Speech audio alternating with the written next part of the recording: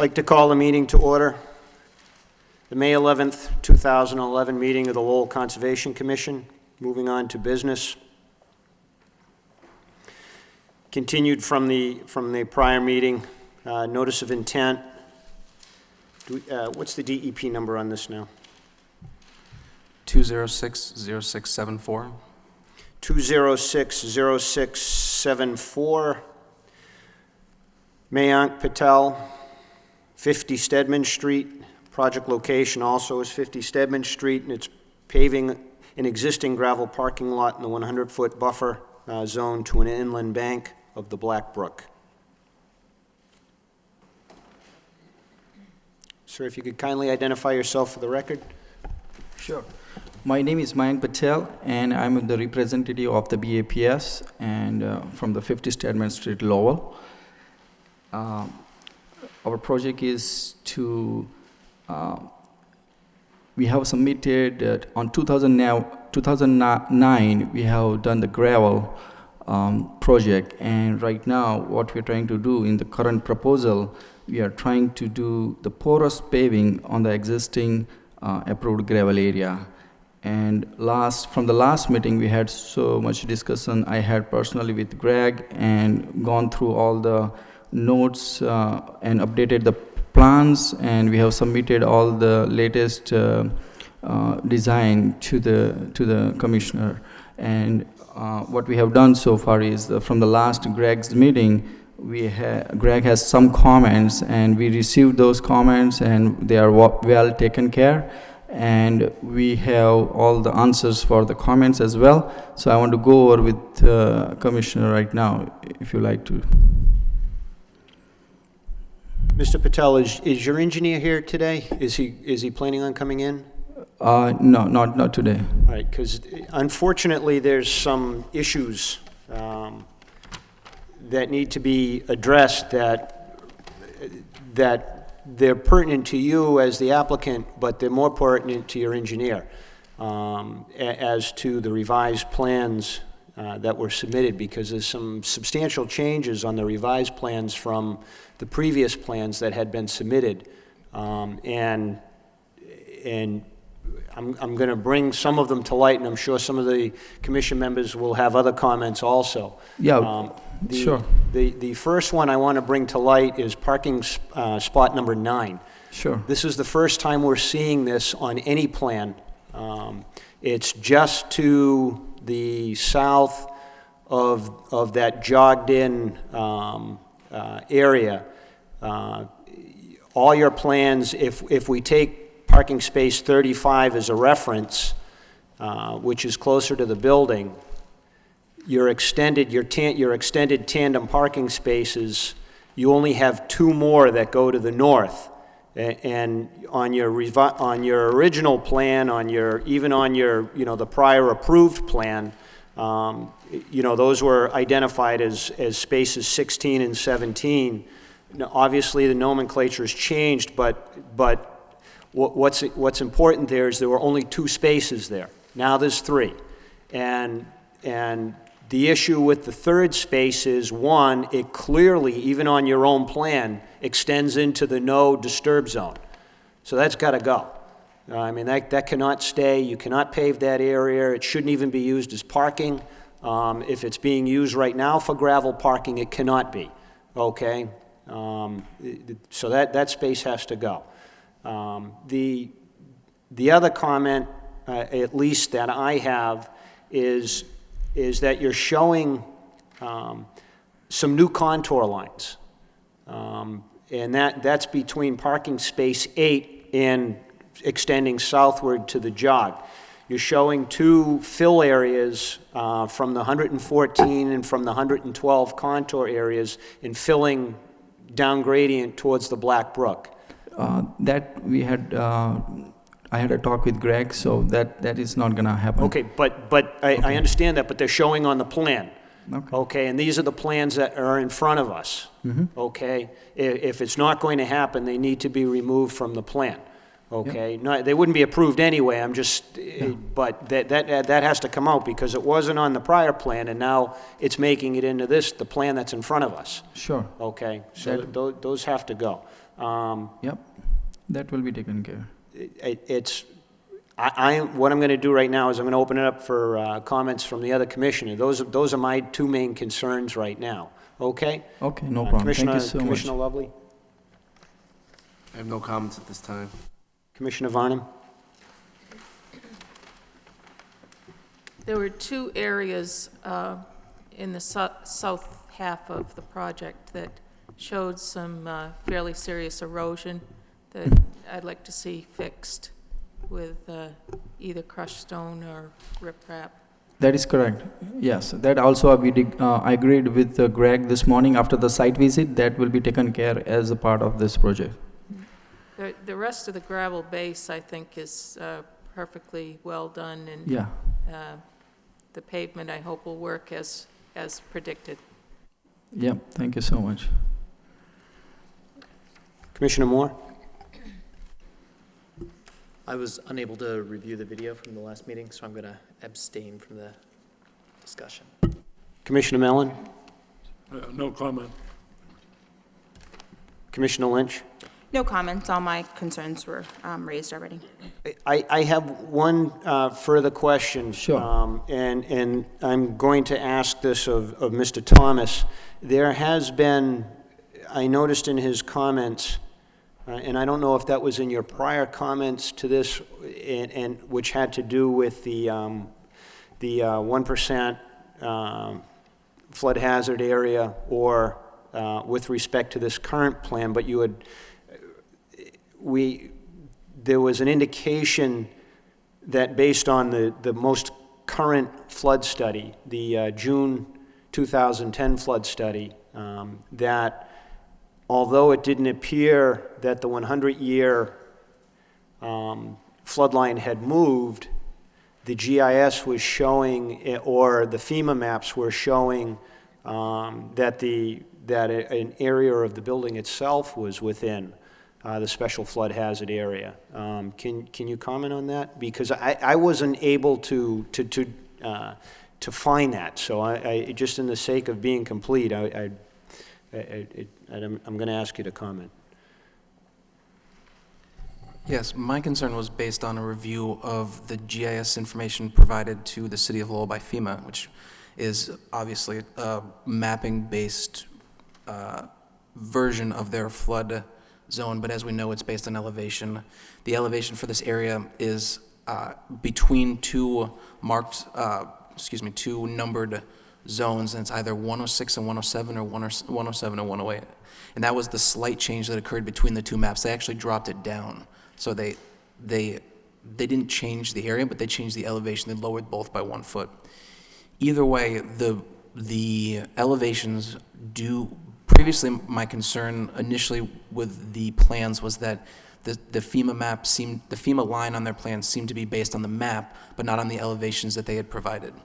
That, to my satisfaction on these plans, has been rectified in that the 100-year elevation is correct for my review on there previously based on the topography that they have given us. All right, it was the FEMA map, was it one of their special flood hazard areas where they didn't list an elevation? They distinguish between that. They have one where they have a certified elevation and one where they don't. Yeah, again, this is an area that has two certified elevations, and it's technically an interpolation between the two to figure out what the exact flood elevation is at this parcel. But again, my concern was based on the mapping that showed the zone had a much greater extent than was shown on their plans originally. But I would agree with the applicant and their representative that if the topography they're demonstrating is accurate, that the flood zone, it does not extend onto the parking area. Again, it's below the 110-foot elevation line. This isn't something, and this isn't an issue, Mr. Patel, that is of a concern, because we're agreeing with the floodplain elevation, but it is a bit of a concern for you. This isn't a situation, Mr. Thomas, where they would require a letter of map change. What happens, Mr. Patel, is your insurer, if for some reason they look up the FEMA the FEMA plans for this area and it overlaps your building, they can require you to get flood insurance. Okay, and that's not something that you want to be dealing with because, one, it's very expensive. But there is a process, and it's called a letter of map change that FEMA will entertain. It's an abbreviated process where if their elevations or if the special flood hazard area is based on actual elevations, they can make a fairly easy determination that the elevation or that the building is outside of the elevation, even though the overlay shows the building to be inside the flood hazard area, okay?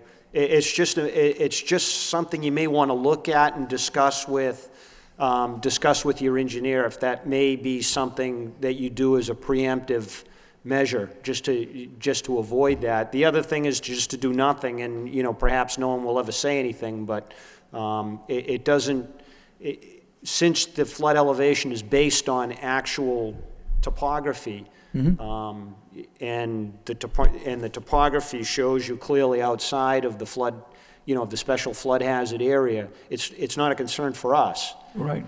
It may come up, just to be aware of it, okay? Sure. All right. Thank you so much. All right, thank you. All right, I'm going to open this up for, if there's no further comments from the board, I'm going to open this up for comments for the public. I'm uncertain as to whether we're going to close the hearing today. I think we need to see some corrections in the maps unless the commission is otherwise comfortable. But right now I'm going to open it up for comments. Is there anyone here who would like to offer their comments, either for or against this project? This is the 50 Stedman Street project. Okay. The chair notes that there's no one here to offer any comments. All right, we can proceed in one of two ways. One is we can continue this to get the map corrections. The second is we can move to close the public hearing and then get the map corrections upon issuance of an order of conditions with a condition that they update the maps. That's at the pleasure of the board. I'll open it up for discussion, one way or another, but we need a motion on the table first before we proceed. So. Can I actually ask for one piece of clarification? One thing that the applicant and I had discussed that the commission didn't bring up, just so that both the commission and the applicant were aware of what was happening. There, again, part of my comments were that the parking spaces in the area that you had indicated, which might otherwise require filling, the applicant had said he would be willing to forego those. And I had posited for him one possibility was to expand in the rear section. And I wanted to make sure that there was no misunderstanding about what was on the table between the parties. Okay, well, all right, since we're not closed yet, and the applicant didn't bring this up during the main part of the hearing, but what you're talking towards Mr. Patel, is this towards the south of the parking area, towards the Mount Pleasant Golf Course? Correct. Is that what we're talking about? Yeah. Now, you want to extend, are you talking about extending into those diagonal spaces or extending beyond those diagonal spaces that you're currently utilizing?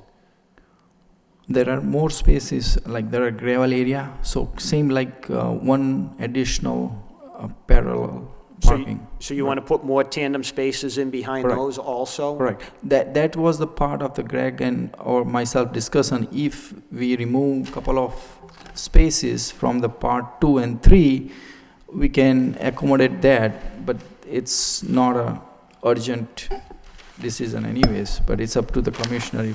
If you like, we can update that.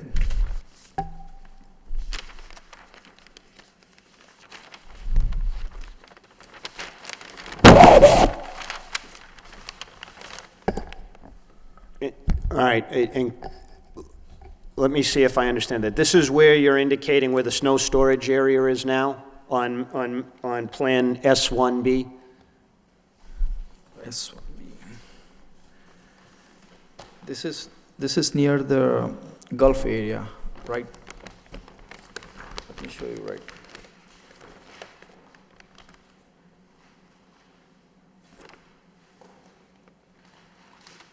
It should be an S1B. Okay.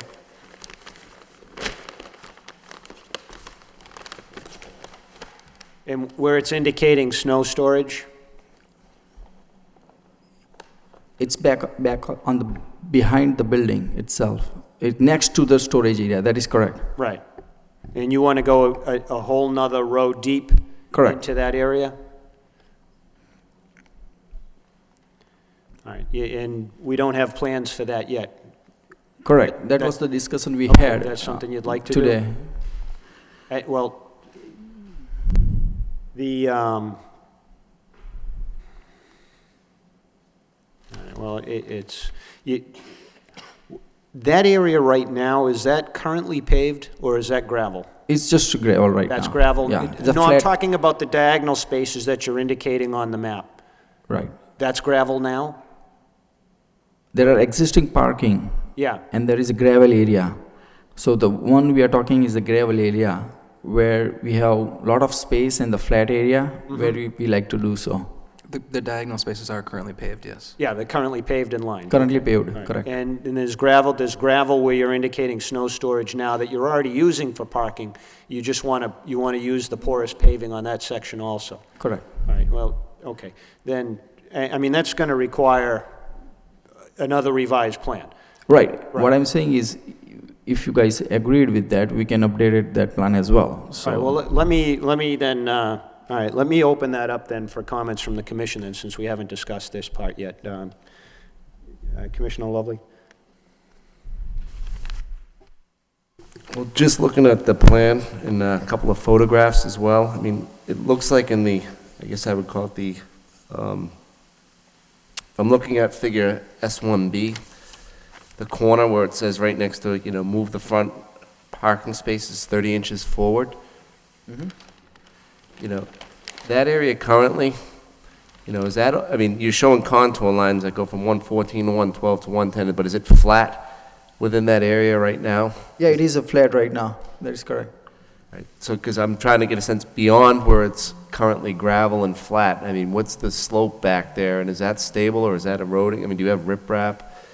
I'm just trying to get a sense of, behind that area where it's paved, because, I mean, if you look at the contours, it's got a fairly steep slope.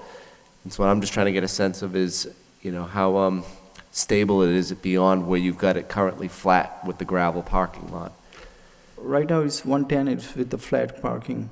There is no reprep right now, so it's flat gravel. Greg, you want to comment on that? You have seen that? Again, so what the commissioner has asked is if that steeper area is eroding. Again, based on my site visits, I believe that there are a few locations, as indicated by Commissioner Varnum, that are eroding and would require riprap stabilization. That one is, as was discussed in the last meeting, is a little bit different, and they don't have, according to the plans that we have in front of us, proposed spaces for that, nor are those part of the change in configuration that was just addressed. But it is stable in and around the boulders and doesn't appear to require any maintenance or change. All right, thanks for that clarification. I have further comments. Commissioner Varnum?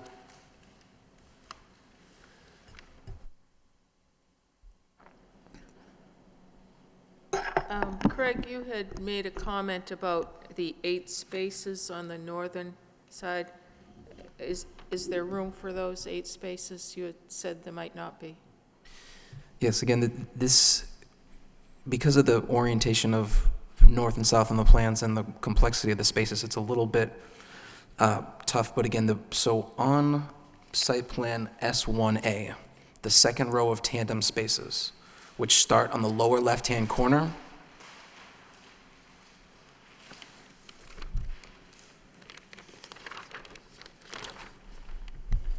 excuse me one moment. Yes, on That would be S1 spaces 1 through 8. Yes, 1 through 8, and then there's a break due to proximity to Black Brook, and then you see spaces 9 and 10. Those are the 10 spaces that I had indicated would not necessarily be appropriate to be built out. And these are the 10 spaces that I had discussed with the applicant shifting to the south, where in my opinion, the impacts would be much less and potentially negligible. So if we approve tandem parking in the southern area, these spaces could be eliminated as they exist now? Correct. As proposed, the existing pavement would not be ripped back, but the site would be left as it is what the applicant has indicated at the moment. I think it would be an advantage to develop that southern area with 2 rows then, because I thought it was very narrow at the beginning of the parking area there in the north. Okay. Yep.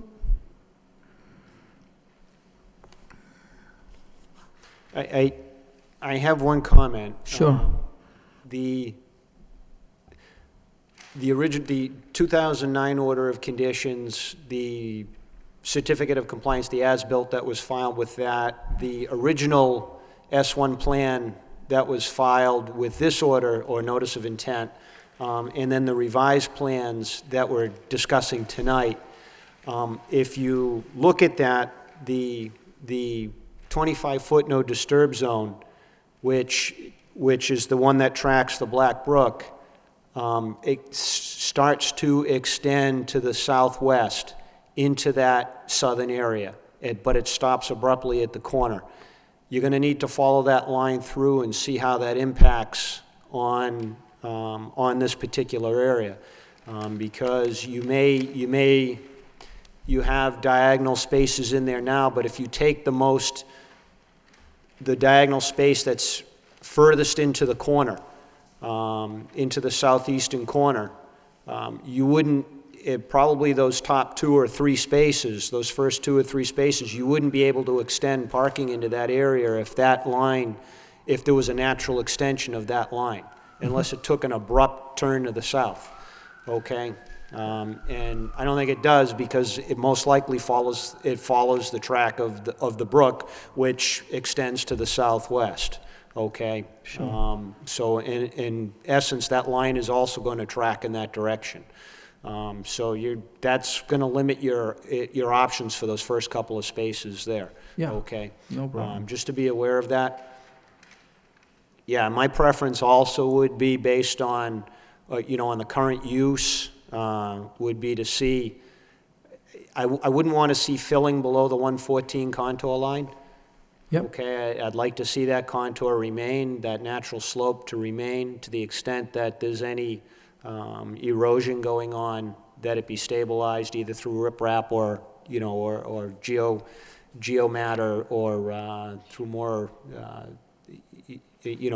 through stronger plantings, but something in there to stabilize that bank a little bit better. But just be cognizant of that no disturb line. Sure. Okay, that has to be extended on your plan. And I'm going to continue going down the line, but just from what I'm hearing, I don't think a closure of the public hearing is suitable tonight. And what I will entertain is a motion to continue once we go through the thing to see updated plans, because it's seeming like we're going to be losing some or all of those first 8 spaces to the northeast and moving them to the southern portion of the lot. Okay. All right. Commissioner Moore? You still abstaining? This is a new discussion. Okay. Commissioner Mellon? Yeah, no comment. Commissioner Lynch? I just want to understand, if we do move those parking spaces from the northeast to the south portion, are you going to leave that as the gravel, or are you going to pave that? No, keep gravel. You keep it gravel? Okay, Yeah, that thank should you. be fine, yep. All right. I'm going to again open this up. If there's anyone who'd like to comment on what we just recently discussed, kindly step to the podium and identify yourself for the record. All right. No comments. At this point, I'm going to entertain a motion to continue this at the request of the applicant for updated plans showing what has been discussed tonight. I think, in particular, some comments on I'm sure some of the commissioners would like to see perhaps a letter or a comment from your engineer as to how you intend to stabilize the erosion areas and how you intend to proceed and maintain stabilization of that area going forward, or those areas going forward. Two, the removal of spaces 1 through 9, not just 1 through 8. 1 through 8 are the first 8, and then 9 is on the other side. So removal of spaces 1 through 9, and then recite them along the southern area, okay? Also, to carry through the 25-foot no disturb line into that southern area, just to show it for sake of completeness on the map. And obviously, no tandem spaces or disturbance beyond that line. Removal of the contour lines on the eastern portion adjacent to Lot 8, or parking space 8, and then 55 through 47. Okay, there's 2 new contour lines showing on the 114 and the 112. Those need to be removed. Okay, that work is not contemplated, and you've already discussed it with Craig, but those contour lines need to be removed. Okay? So the 1 to 9 total, correct? The one we discussed today? Yes, 1 to 9. Okay.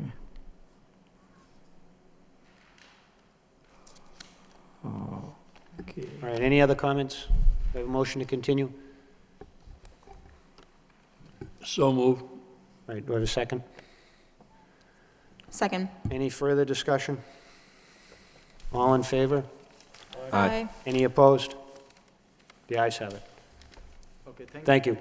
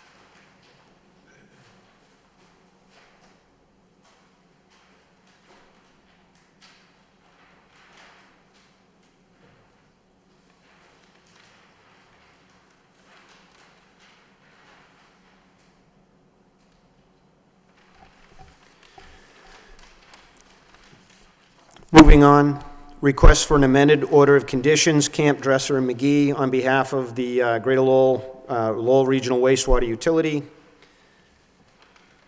concerning DEP file number 2060655. The project location is 50 and 54 Beaver Street and 55 Beaudry Street, which is the Rosemont levee.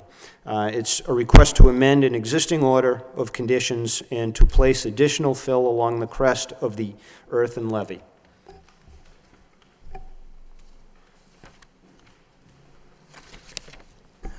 Good evening, my name is Mark Young, I'm the director for the Lowell Regional Wastewater Utility, and we're here to request to amend an existing order to, for additional fill along the present earthen levee that's part of the Lowell flood control system that was built by the Army Corps of Engineers in the 40s.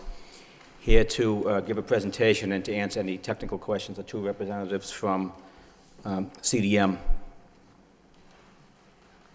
Thank you, Mr. Young. If you could state your name for the record, please. Sure. Good evening. My name is Mike Bachand. I'm a geotechnical engineer with Camp Dresser and McGee.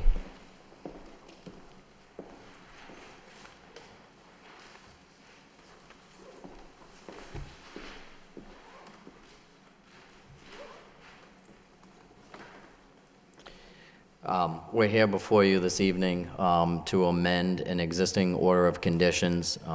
Just to brief the commissioners, last year, approximately in April, we had submitted a notice of intent for a remediation project along the Beaver Brook area for what was called the Rosemont Levee Project.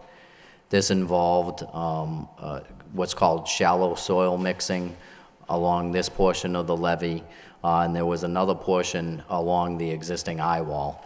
The city is undergoing this work as part of a two-step process for the Army Corps of Engineers and FEMA. The work that we are wrapping up is really the first step.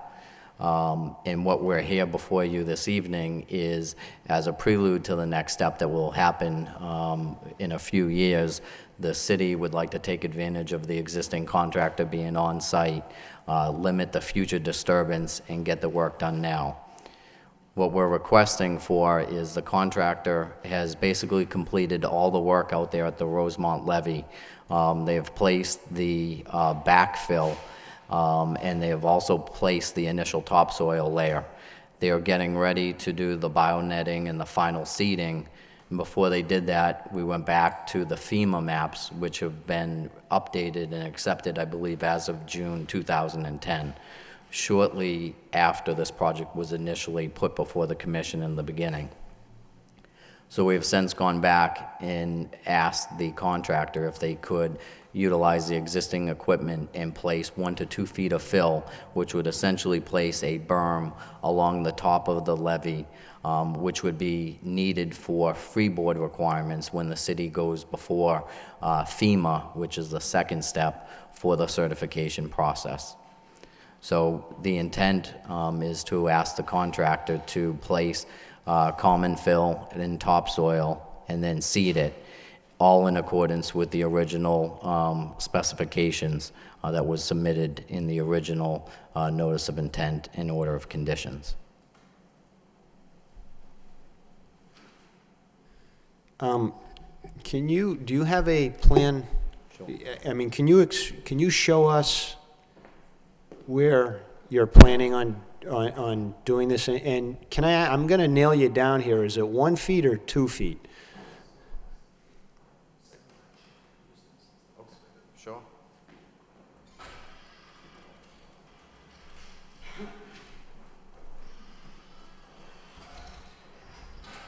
It's approximately 1 to 2 feet, and the reason that it ranges is because the Corps requires, or actually FEMA requires, within 100 foot of a bridge structure, you need 4 feet of freeboard.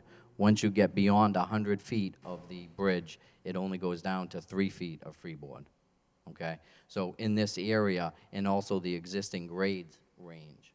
So we're raising the berm, which is about 10 feet wide, to elevation 75.5, within 100 feet of the existing bridge of VFW.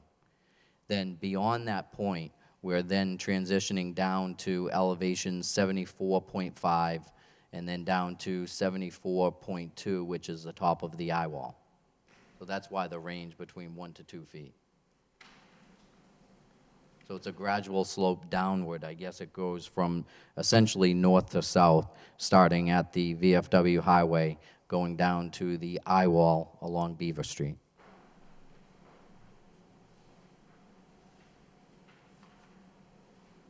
Okay, so instead of these solid black lines that you're showing in this proposed filling area, that's your new grade? That is correct. That's the new berm.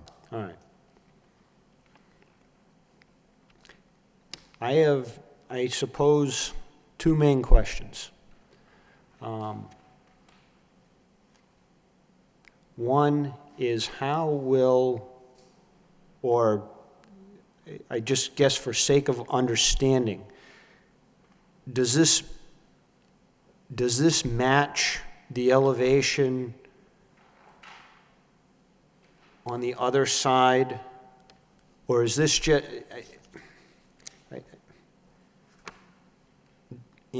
does this match the elevation on the other side? For instance, is this creating a higher channel, for instance, whereby water will be prevented from overflowing into the Beaudry Street area, as opposed to now what's going to happen on the other side of Beaver Brook? What's the, you know, I mean,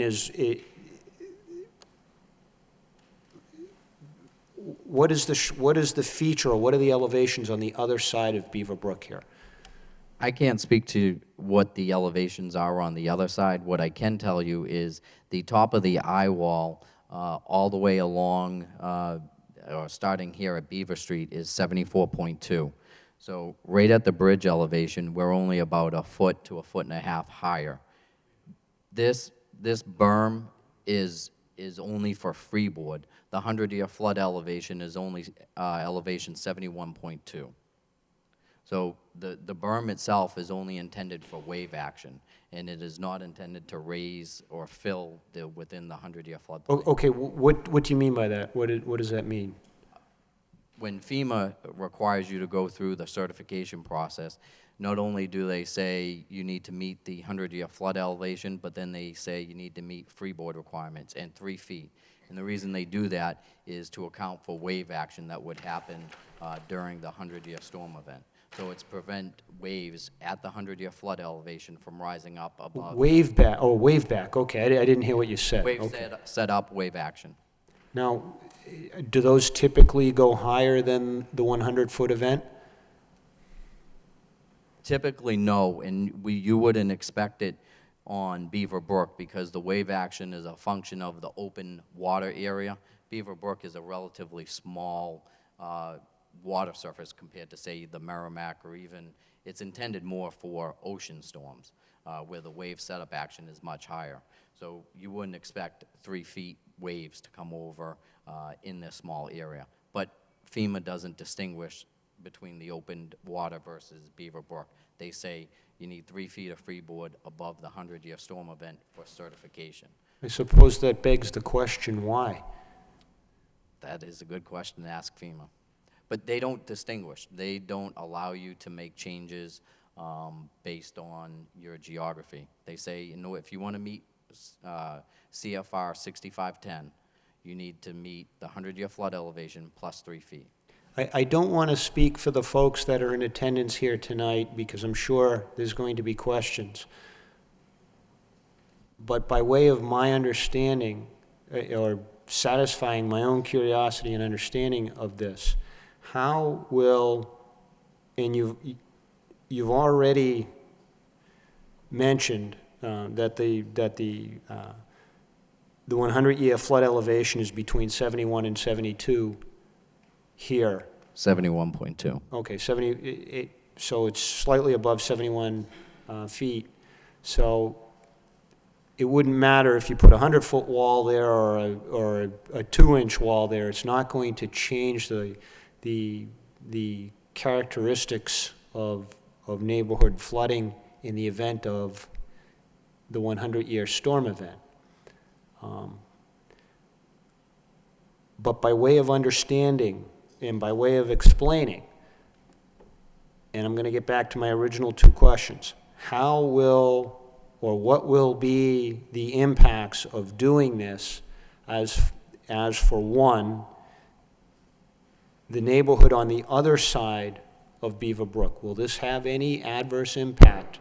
For instance, will raising the levee on this side protect the neighborhood behind it to the detriment of the neighborhood on the other side of Beaver Brook? The majority of the levee raise in this area is raising it up to elevation 74.2, which is essentially the same elevation as the eye wall. So the eye wall that runs all along Beaver Brook on the, I guess it's the eastern side, is at that elevation. So the flood elevation or the floodwaters in that area are not going to be raised by this berm. It would have been affected already by the eye wall. Okay.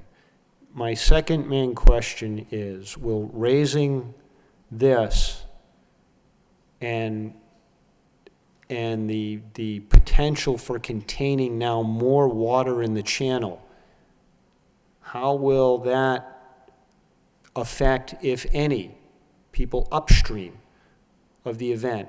Will the water now be, instead of overflowing into these neighborhoods as it would have done, will this now impact people further upstream, whereby now this water is contained within the channel and it's going to drain, it's going to be constrained and drain more slowly out from upstream. Will that have any negative impacts as far as that goes? Well, this levee raise is intended only for freeboard. It doesn't impact the flow characteristics of the flood elevation upstream, the 100-year flood elevation. In fact, the benefit to the community is that if this is not done, FEMA will not allow the city to certify the system. If the system is not certified, they will not be able to avoid paying for flood insurance in the future. The city is moving forward with this project in the event or in the future that they satisfy all the Corps' criteria to get to active status, which is what this first levee project that we were back in 2010 was part of. Then the next step is to go forward for certification for FEMA. And without this, FEMA will not grant them certification. Okay, thank you. I'm going to open this up for other questions. No, Commissioner Lovely? Just to confirm what you were saying then, is if I understand it correctly, the additional height, building of the berm up on top of the levee, as a practical matter, doesn't change anything with regard to flood level elevation. It's basically a factor of safety, with the intent being for larger coastal waterways where you have wave action, but because the regulations don't make any distinction, you're basically stuck, you know, and that's of meeting those requirements. And I just want to make sure I'm understanding you correctly. So I paraphrased a bit, so if you could just confirm that for me, I'd appreciate it. You are 100% correct. It is essentially a safety factor, and it's one that FEMA requires regardless of where it is. All right, thank you. No further questions. Commissioner Varnum? It appears that this is the right time to do this in order to make it economical for the taxpayers. I am sorry there are people here tonight that live on the other side of Beaver Brook, and I hope they will state their concerns. I have one other comment. Now, the change that's being submitted today,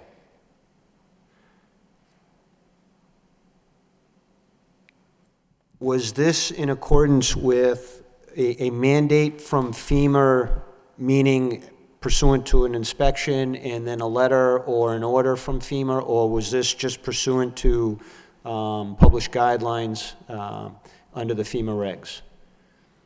It is pursuant to FEMA CFR 6510, which is the new FEMA requirements for the levee certification, which came out after Hurricane Katrina. The city has not gone forward with this, but we looked ahead and decided this is the right time to do it because that will ultimately be the next step in a few years. So 6510 is the requirement that requires it. You can look it up. They have the requirements of 3 feet of freeboard in all levees that are about to be certified. All right, thank you. Why then was this not a requirement under the original order and notice of intent that was filed? Because the original work is being done by the city to meet the activation requirements for the Army Corps, which is a separate set of requirements. The Corps only requires the system to be brought back to the original design requirements and elevation. This system was designed and built back in the 40s, so the requirements back then were different. So now the city did the first project to bring it up to the Corps' standards. In order for the Corps to approve this, we'll submit our final plans. They'll accept them. They'll make the system active again. And then now that the system is active, then we will go through the certification process to go back to FEMA. That won't cause any problems with the Corps having this freeboard increased elevation, will it? No. I have communicated our intent with the Corps to use this berm and do this at this time. And his suggestion was, yes, I agree, it's a good time to do it. That was a levee safety program manager. He suggested that we just make the berm the width of the original crest, which is approximately 10 feet. Commissioner Moore? So previously 6410 or 6510? 65. 6510 just required uniform 2 feet of freeboard, or has the flood level also changed in this? Well, in this area, I don't believe that the flood levels have changed. FEMA has gone back through and reissued the maps. They became final for this area, I think, in June of 2010. Right. And my understanding of those maps is they didn't go back out and do an initial survey and a hydraulic model. They just redigitized it. And what they did is they digitized it down from 10-foot contours down to 1-foot contours. And so the interpretation between the 10 and the 1-foot contours resulted in some areas being within the 100-year flood elevation. In addition to that, because the system was taken off of activation, the Army Corps was then removed it, and then FEMA said, we're going to show our maps as if the levee system is not there. Right. So now it's within the 100-year floodplain. So before, 6510 did not require levees to be certified, and I'm not sure if they upped the freeboard requirements, but now they're mandating all systems to be 3 feet, no ifs, ands, or buts. Okay. And in the event of a 500-year flood, is the fill and topsoil on top of this going to be substantial enough to stay in place, or would you expect that it would shift somehow or be washed away? Well, here, the levee itself is 10 feet wide at the top, which is a fairly substantial berm in and of itself. And the other thing that we're only adding is about 2 feet. Now, the water pressure, even up at that top elevation, is very low. Most of the pressure that you're going to get on a 500-year storm would be at a lower elevation, so you wouldn't expect any sliding. And at a 500-year level, FEMA doesn't require, there's no set standard by FEMA for even freeboard at that point. Out of curiosity, what is the 500-foot level there? Do you know? I'm not sure what it is in this area. All right, thank you. Commissioner Mellon? The calculations up here in the upper left-hand corner doesn't talk about the type of soil being used for the fill. Is that standard Mass Highway specifications, or? No, and I apologize for that. The reason is this is an amendment to the original order of conditions, and in there, the material that is going to be used is essentially a common fill, and then on the top is a topsoil that will be used for the seeding and stabilization. What would be the amount of clay in that fill? I believe we set a restriction on the gradation passing the 200, which is essentially the clay, at 20%. Okay. Thank you. Commissioner Lynch?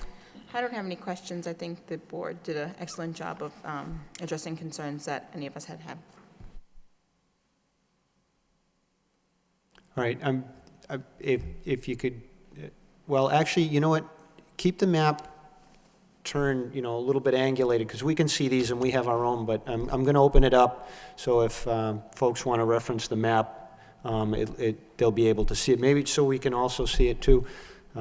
If there's anyone here who would like to offer their comments or concerns regarding this project, kindly step to the podium and identify yourself for the record, please. Hello, everybody. My name's Don Lahern, and I live at 102 New York Street, which is on the opposite side of the Beaver Brook, and also the same side that's been victimized many times by flooding. Most recently in '06 and '07, plus in '08, we had 2 high water events there. And where I live, the houses are inundated from the back of my house. The water comes in the back because it's pretty low there. And we've been trying to get a levee and eye wall system built, but we're not having much luck in funding a hydraulic study, which we need to go forward. We have, the Army engineers have already submitted the 500 and 100-year flood event plans to us, which I have possession of, and would like to see go through. Apparently, the 100-year flood eye wall and levee system, which they plan on doing, would have a minimal effect upriver, and as far as we're concerned, would probably save us. You know, this past year, the levee which they are referring to was restructured. They drilled holes and filled with concrete to enforce the bank and the embankment and so on and so forth. They also put like fieldstone in back of the eye wall to strengthen that so it would fall within the framework of the Army Corps of Engineers, as has been stated here. I know nothing about the FEMA application at all. I guess that's what they're here about. But as far as I'm concerned, and doing anything on the other side of the brook is just like a slap in the face every time that, you know, we get any high water. Those people on that side, not that I begrudge them that having that wall and being free from flood insurance and so on and so forth, which we pay, you know, and that in fact does affect the, it always did affect the floodplain, because they didn't have an eye wall and they were just like us. But once they got that eye wall and the levee system raised up over there, everything changed. The side that I live on happened to be all farmland and so on at the time. In 1941, they stopped building anything because of the war.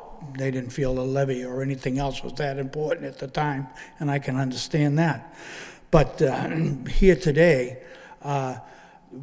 we get spoons and shovels and sandbags, and we're like a bunch of people you see along the Mississippi trying to save our houses and stuff and raise that berm up, you know, for a day or two while we hopefully pray that that thing goes down. Now, this year and every year about this time of the year, I do a lot of heavy praying, believe me. And that and the weatherman are the only things I have between my house being in the water and so on and so forth. It's a very uncomfortable thing. I've lost everything a couple of times, you know, to have your house rebuilt, you know, and to lose valuable things to you. You know, sometimes I go around looking for stuff that's been gone a long time because of the flood. And like I said, not that I begrudge the people on the other side anything, but as it's been stated, I don't need anything else to add any more water to what we already have. We already have a problem.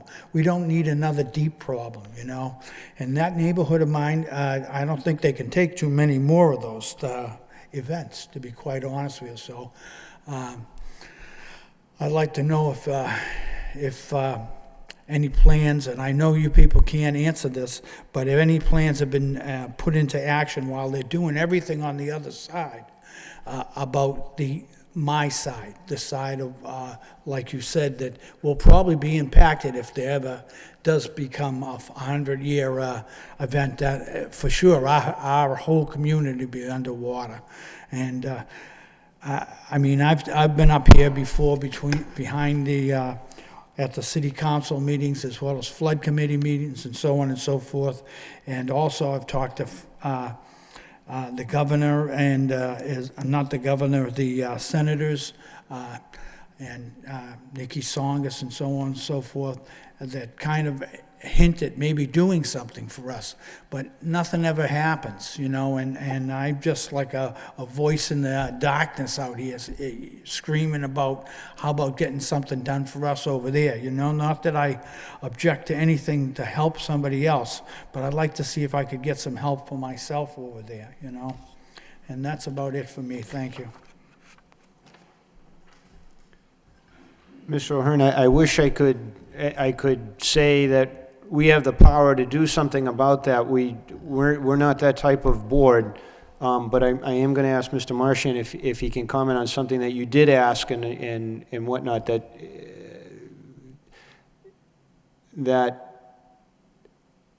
or I guess just to reiterate, since it's already been asked and answered as far as I'm concerned, but can you at least address Mr. O'Hearn's concern that this won't create any, further detrimental impact on his side of the That's brook? correct. This is above elevation 71.2, which is the 100-year storm event within Beaver Brook.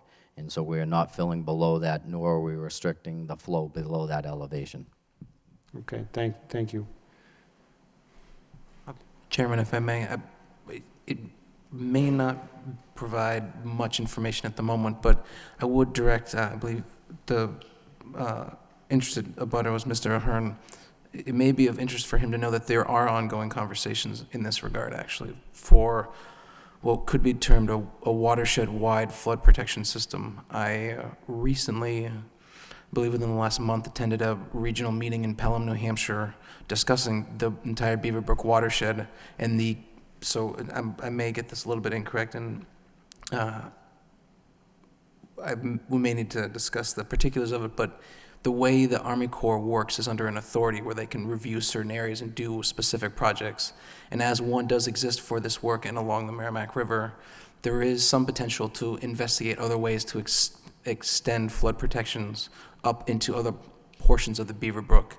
Again, this is unfortunately, it's a longer-term conversation, but these conversations are ongoing. At that meeting, we had representatives from the local and federal political delegations to talk about ways to collaborate across states to do work for the protection of this watershed in particular.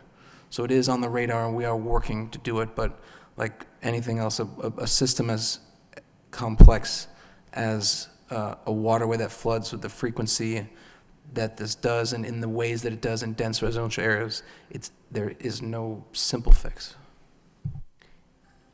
Thank you for that. If there's any information that can be shared with Mr. O'Hearn and the folks who are in that neighborhood and who are impacted by this, perhaps after the meeting, you can exchange an email or whatnot. Assuming there's any information that can be shared, at least that the neighborhood could get involved to facilitate the process. Oh, absolutely, and I'm sorry, I have to look over my shoulder here, Mr. Ahern, but if you can stay until after the meeting, then I can give you the information about the meeting that I did attend and the proposed follow-up meeting, and you're more than welcome to come with me and share your concerns as Lowell residents with this watershed-wide view. Okay, thank you. Is there anyone else here who would like to offer their comments or concerns? Kindly step to the podium, please, and identify yourself for the record.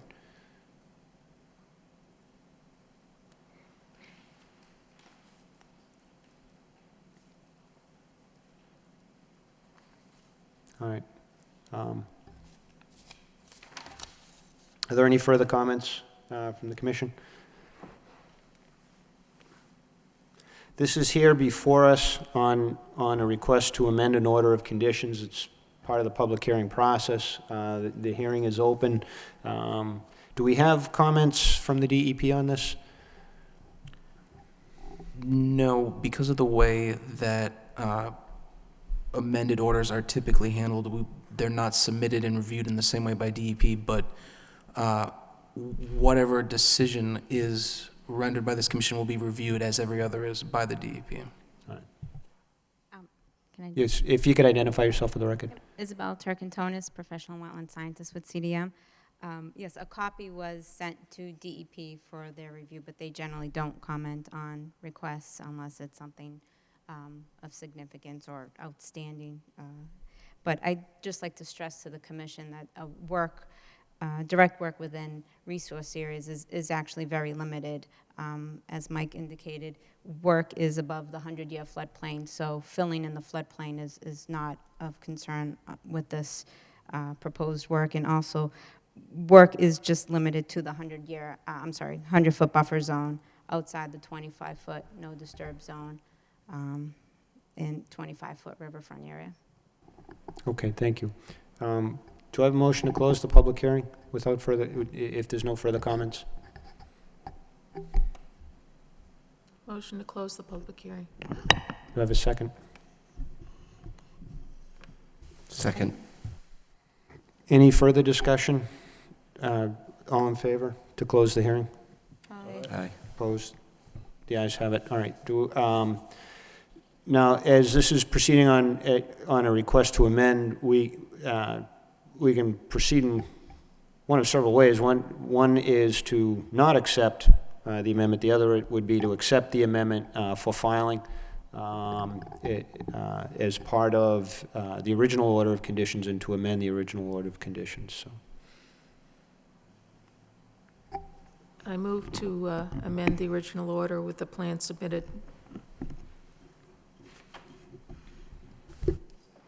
I'll second it. Any discussion? I'm going to take roll on this. Commissioner Lovely? Aye. Commissioner Varnum? Yes. Chair is yes. Commissioner Moore? Aye. Commissioner Mellon? Aye. Commissioner Lynch? Aye. Okay. It's unanimous. The ayes carry it. This will be accepted as an amendment to the order of conditions 206-0655. And it'll be signed tonight, and then it's subject to the normal appeal period. Okay. All right, thank you for coming in. Folks, thank you for coming in.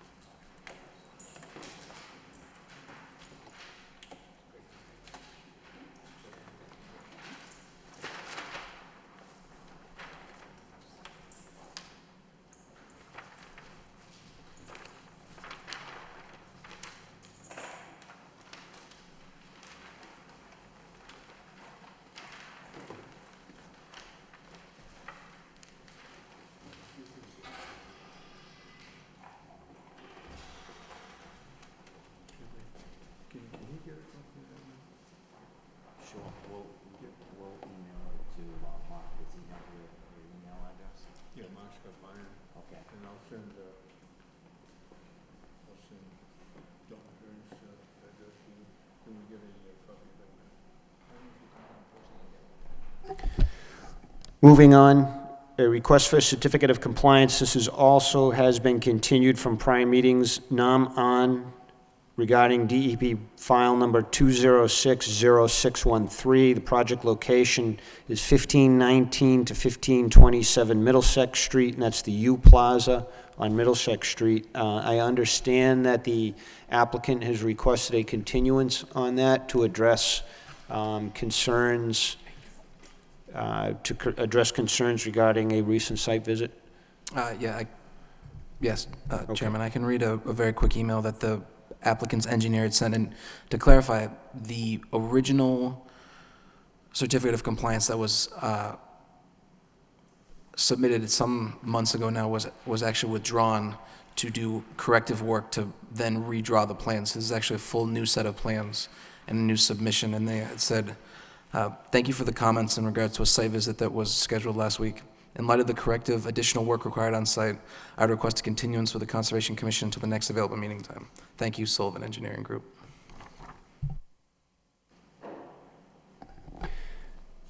So this is part of the new filing for the certificate of compliance? Yes, it's a Okay. totally new filing with a new plan. All right, so do I have a motion to continue at the request of the applicant? I make a motion to continue at the request of the applicant. Did they give you a timeline as to when they feel they'll be able to come back? I don't want to keep continuing this from meeting to meeting. We can put this off for perhaps a month or two. Yeah, I agree. I think, though, that they're actually moving very aggressively. Again, they submitted the COC. There were significant site changes since the previous request for a certificate of compliance was submitted to the commission, and they've indicated that they'll take the corrective steps that were outlined in the Division of Development Services comments that were provided to the board and are available on the project information website, as well as additional site-specific, or as well as additional comments that were made during the site visit with the city engineer and the building commissioner. I believe that I will communicate with the engineer, but they had said that they wanted to try and get back again on the next available meeting. So they're looking for, they're looking for the, what are we, this, The 25th will be the next they're meeting. looking to make it back in May? I believe so. All right. So motion to continue to the next meeting? Yes. Okay. Do I have a second? Second. Any discussion? All in favor? Aye. Opposed? The ayes have it.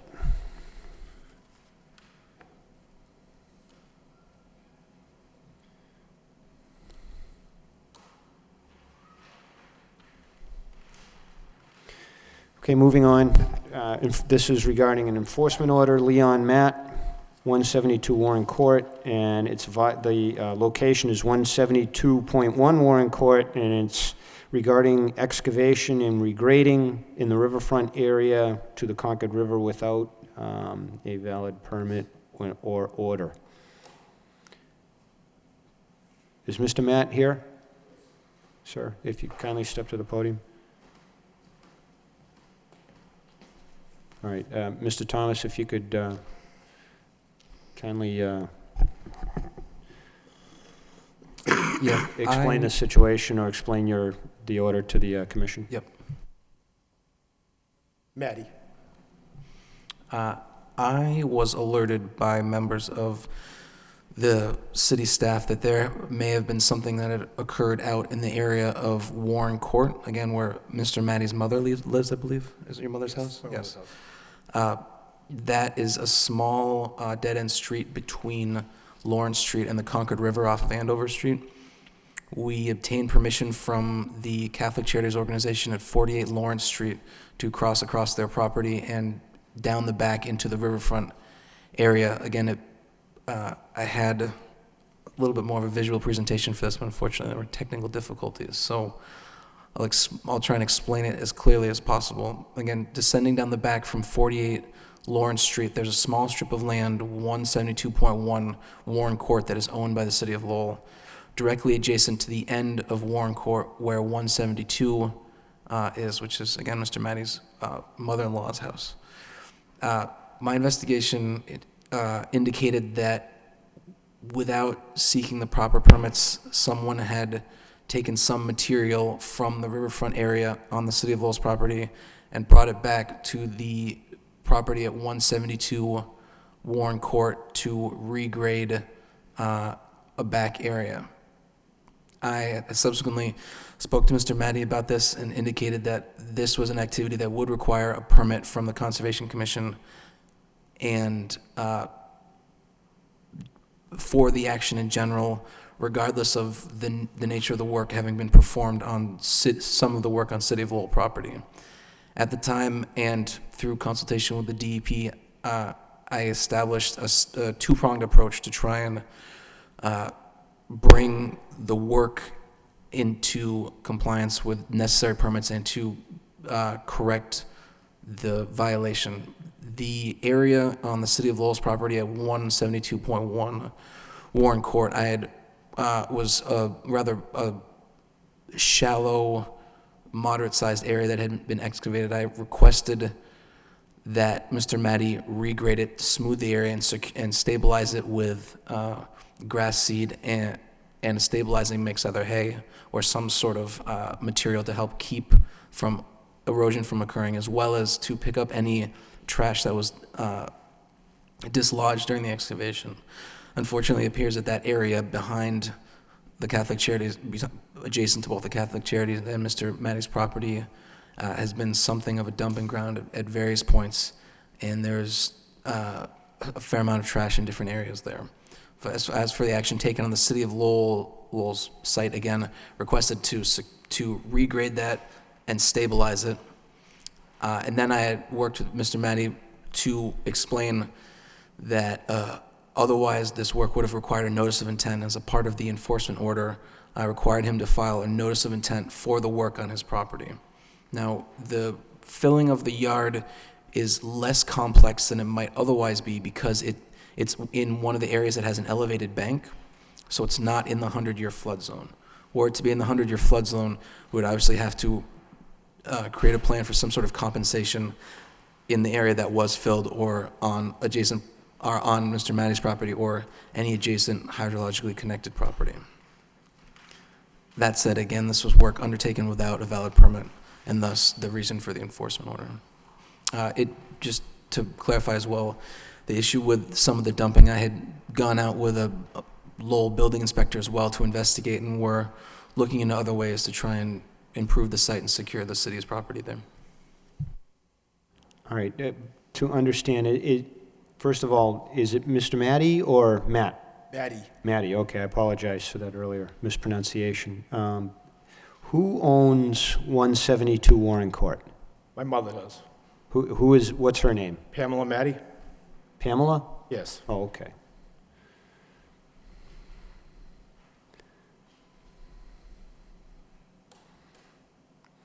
And 172.1 is the City of Lowell parcel, correct?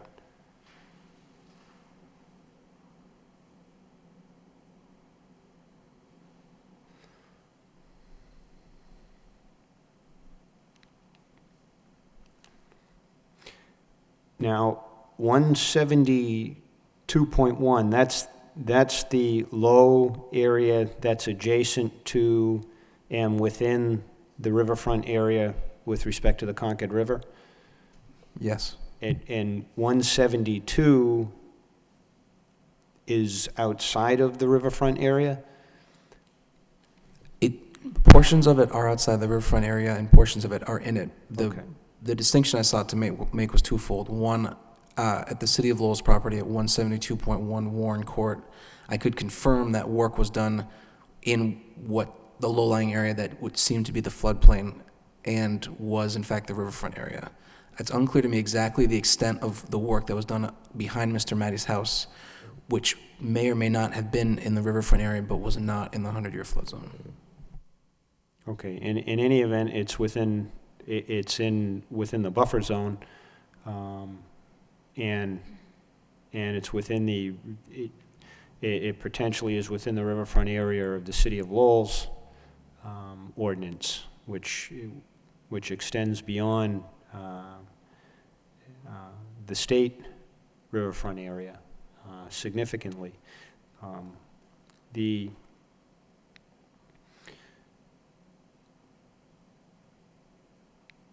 Mr. Matty, what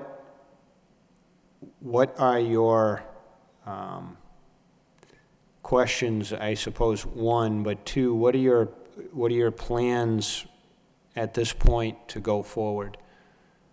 I took minimal dirt from 172.1 just to fill in some small holes in my mother's yard so I could plant grass seed. I probably took a yard or less of dirt from 172.1, brought it to my yard, and I just filled in little small holes that were in her yard just so it would be level for her, because she's in the hospital right now, and I just wanted to seed her yard for her. When she came back, she'd have a place to go out and sit. All right, you used when you say a yard, what, you using what to do this work with? I used a Bobcat. Yeah, all right.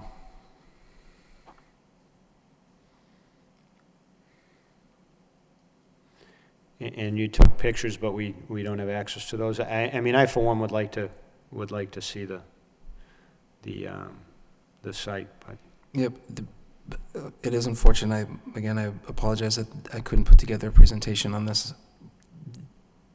Part of my concern for this parcel is that it is clearly very degraded and not well cared for, and on the enforcement order, I had indicated excavation of a pit approximately 20 feet by 20 feet by 3 feet.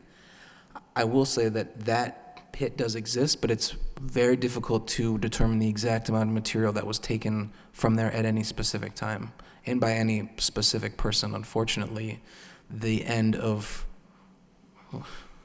without being too specific, the site is not well secured and could have been accessed at really any time by almost anyone from a public way.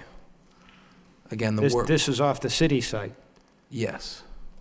Well, what I'm alluding to is Mr. Matty had indicated taking less fill than I had indicated in my enforcement order, and I'm trying to clarify that it's very difficult to confirm exactly the extent of work that was done on the site. The pit wasn't caused by the excavation. The pit was caused by the former tenants of 48 Lawrence Street that used to ride dirt bikes in that pit.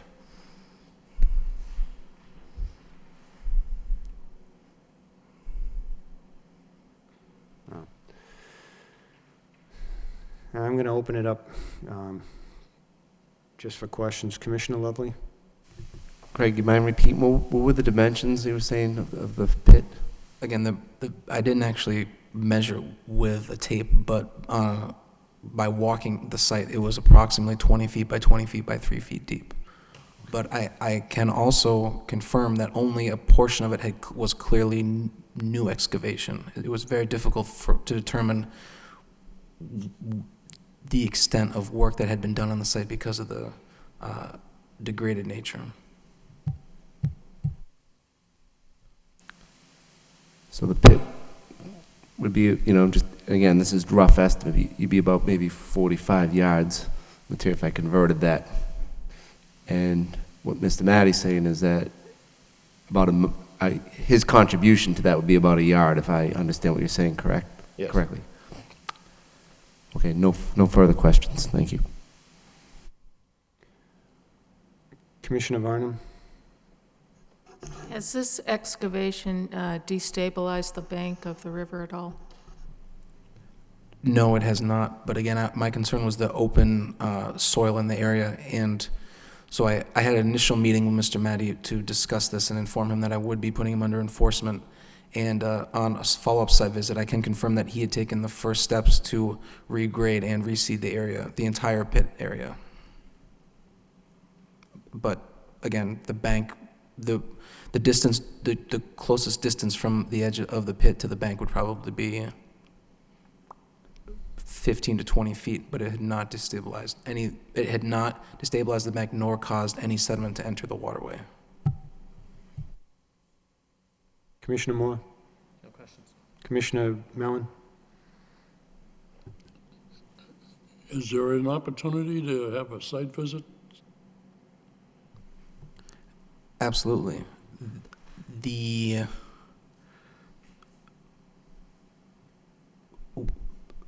What's under consideration tonight is the enforcement order, the ratification of the enforcement order. But again, as a part of that, I've asked Mr. Matty to file a notice of intent for the work, to get a permit for the work that he did perform. And as a part of that, we have the ability to cross onto private property to investigate work. So if the commission would like, we could, if Mr. Matty would allow us to come see his property, or we're always able to see the city of Lowell's property. And under the notice of intent, again, we do have the legal right to pass on to private property to inspect work.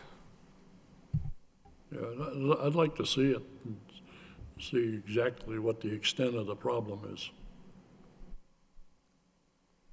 And again, we're talking about two different issues here. If we want to investigate the city of Lowell parcel in the riverfront area for, the extent of the degradation, and try and think about ways we could protect it better in the future, again, we're always able to do that. And I'm more than happy to set those visits up. I can, once again, involve building inspectors who can speak to the potential and existing solid waste issues on the site.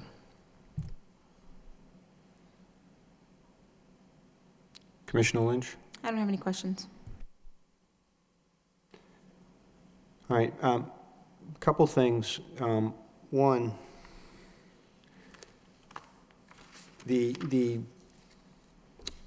Mr. Matty, do you live at 172 Warren Court? Yes. Do you have an ownership interest in that property? No. All right. The enforcement order needs to be against the property owner, which we can do here. But is your mother here? No, she's Or your mother-in-law or your mother? It's my mother. She's in the hospital. Okay. She's been there for 3.5 weeks. All right. The problem,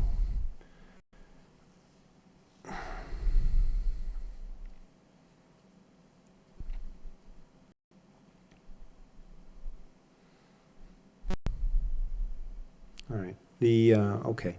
The enforcement order should be issued against the property owner, not just an occupant. The other issue that was discussed was access, and, we can ask. I mean, do we have permission to view what has been done? Yeah, absolutely. Okay. So we can, set up, if we can arrange this through Craig. You live there, so you can give the permission. Yeah. It doesn't have to be your mother. Okay. So we'll set that up. We'll set that up with Craig.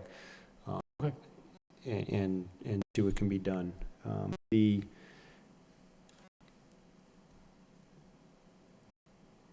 next issue, and I want to split it up. One we need to discuss the enforcement order in particular and ratification, but I would like to table or at least be able to reopen it. I mean, I want to discuss at least the aspect of the necessity to file an order of conditions for the work. If after a site visit, it appears that it appears that this can be done under a relatively simple site stabilization procedure. Perhaps the work can be done or at least be restored under the order of conditions without need for filing an order of conditions. But it really don't need to know. That's the proper procedure, is to file an order of conditions to work in these resource areas, or at least what we call a request for determination of applicability. But clearly the act would apply based on what we're hearing tonight, which would necessitate a filing of an order of conditions, a filing of a notice of intent, I'm sorry, for an order of conditions. However, if what, as you indicate, that you only took a yard, then, what I would suggest is that we schedule a mutually agreeable time for some or all of the members of the commission to come out and view what's been done and what is proposed to be done, and perhaps this can be dealt with under an enforcement order as opposed to an order of conditions and having to file a notice of intent. Maybe it cannot. I don't know. Really don't know it until we see it. I'm going to open that up for discussion, but it's what I would like to do, at least to move this along, is to entertain a motion to ratify the enforcement order, but leaving open the question as to whether or not a notice of intent needs to be filed. Chairman, if I may, I might actually, to ratify the enforcement order, but to clarify that it's issued to Mr. Matty's mother rather than to him as an occupant, but not as a resident, but not the owner. Yeah, well, we can change that. I mean, we can do that as part of the motion. Yeah, that can be just an administrative change. Right. All right. Is it, with respect to what I had mentioned, is there any discussion on that from the commission? I think it's pretty.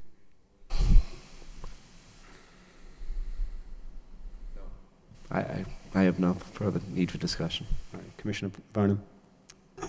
I'd be interested in resolving this as quickly as possible, and the notice of intent process could be fairly lengthy. Yeah, I agree. Commissioner Moore? No comment. Commissioner Millen? I'd like to get that site visit as soon as possible. All right. Commissioner Lynch? Same. All right. Do I have first of all, do I have a motion to ratify the enforcement order changing the name of the violator from Leon Matt to Leon Matt and or Pamela Matt, but leaving open the question of the necessity at this point in time of filing a notice of intent. But otherwise, following the restoration and remediation that's mentioned in the order.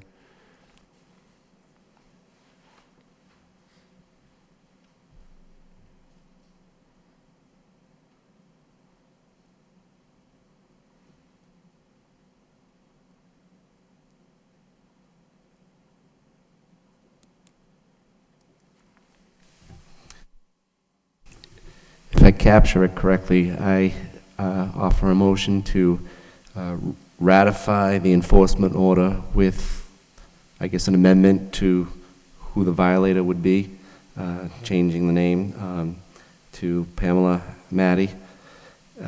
Along with that, the holding off on the determination on whether or not to file a notice of intent with an order of conditions until after conducting a site visit as soon as possible.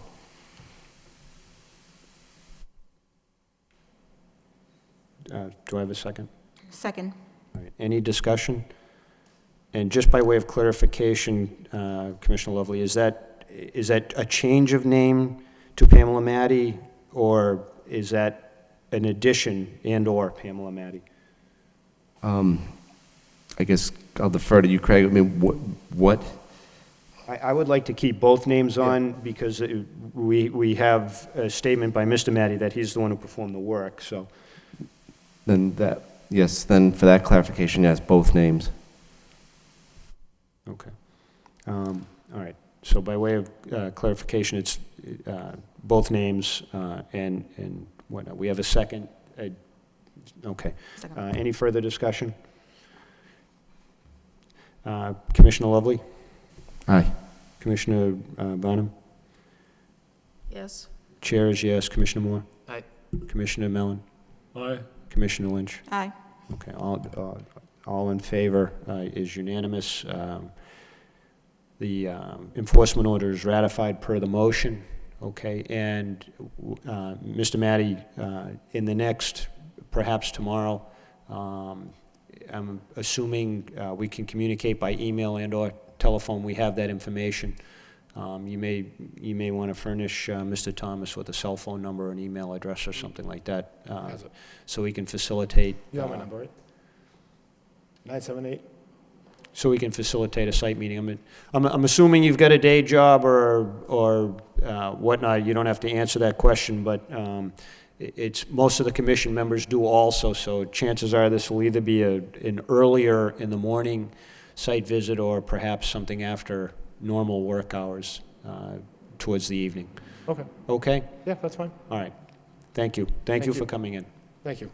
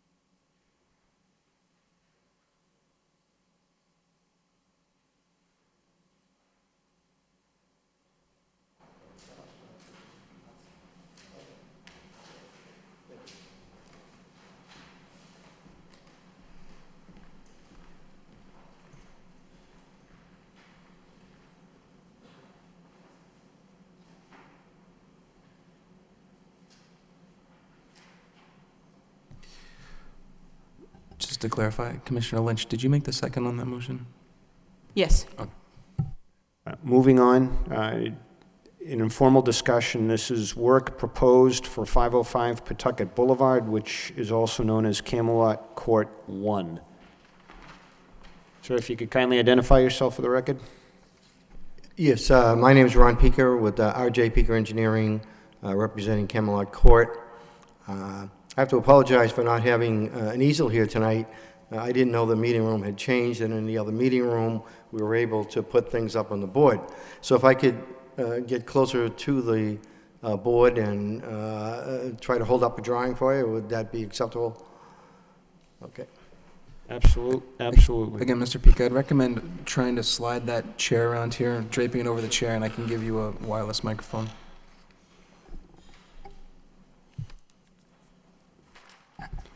I just want to make you aware that if you use those, you will have to leave those. Okay. All right.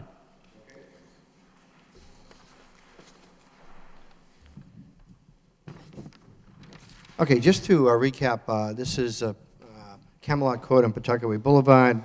In 2008, some work was started there and some repaving was done in the floodplain and also in the 100-year buffer. Is this working? Okay. Okay. And that was done without permit and without coming to this board or filing a notice of intent or getting an order of conditions. We did file a notice of intent, came to the board had us remove the pavement and basically allowed us to repave areas that had been previously paved, but they did require that we remove pavement and remove soil that was brought in as borrowed soil, and all that work was done. We followed the order of condition, which included putting some rocks in along some perimeter here, and we did get a letter of conformance. We filed that at the registry. So we did everything that was asked by this board and corrected that situation. Okay. So this is an as-built plan, which you also have a file in your file, but I will leave this plan as well, okay?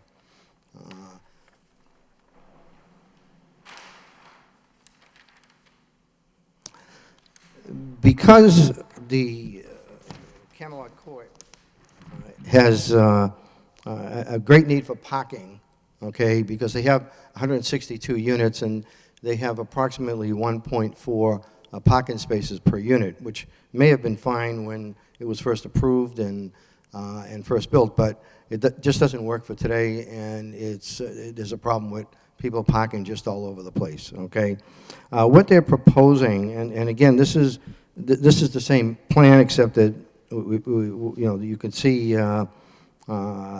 where the rocks have been placed. Same three buildings. What they want to do is they want to increase the pavement in the back of the building in an area that they did not disturb before, okay? And it's in an area that appears to be, and what we're trying to do is not spend a lot of money until we get some feedback from the board.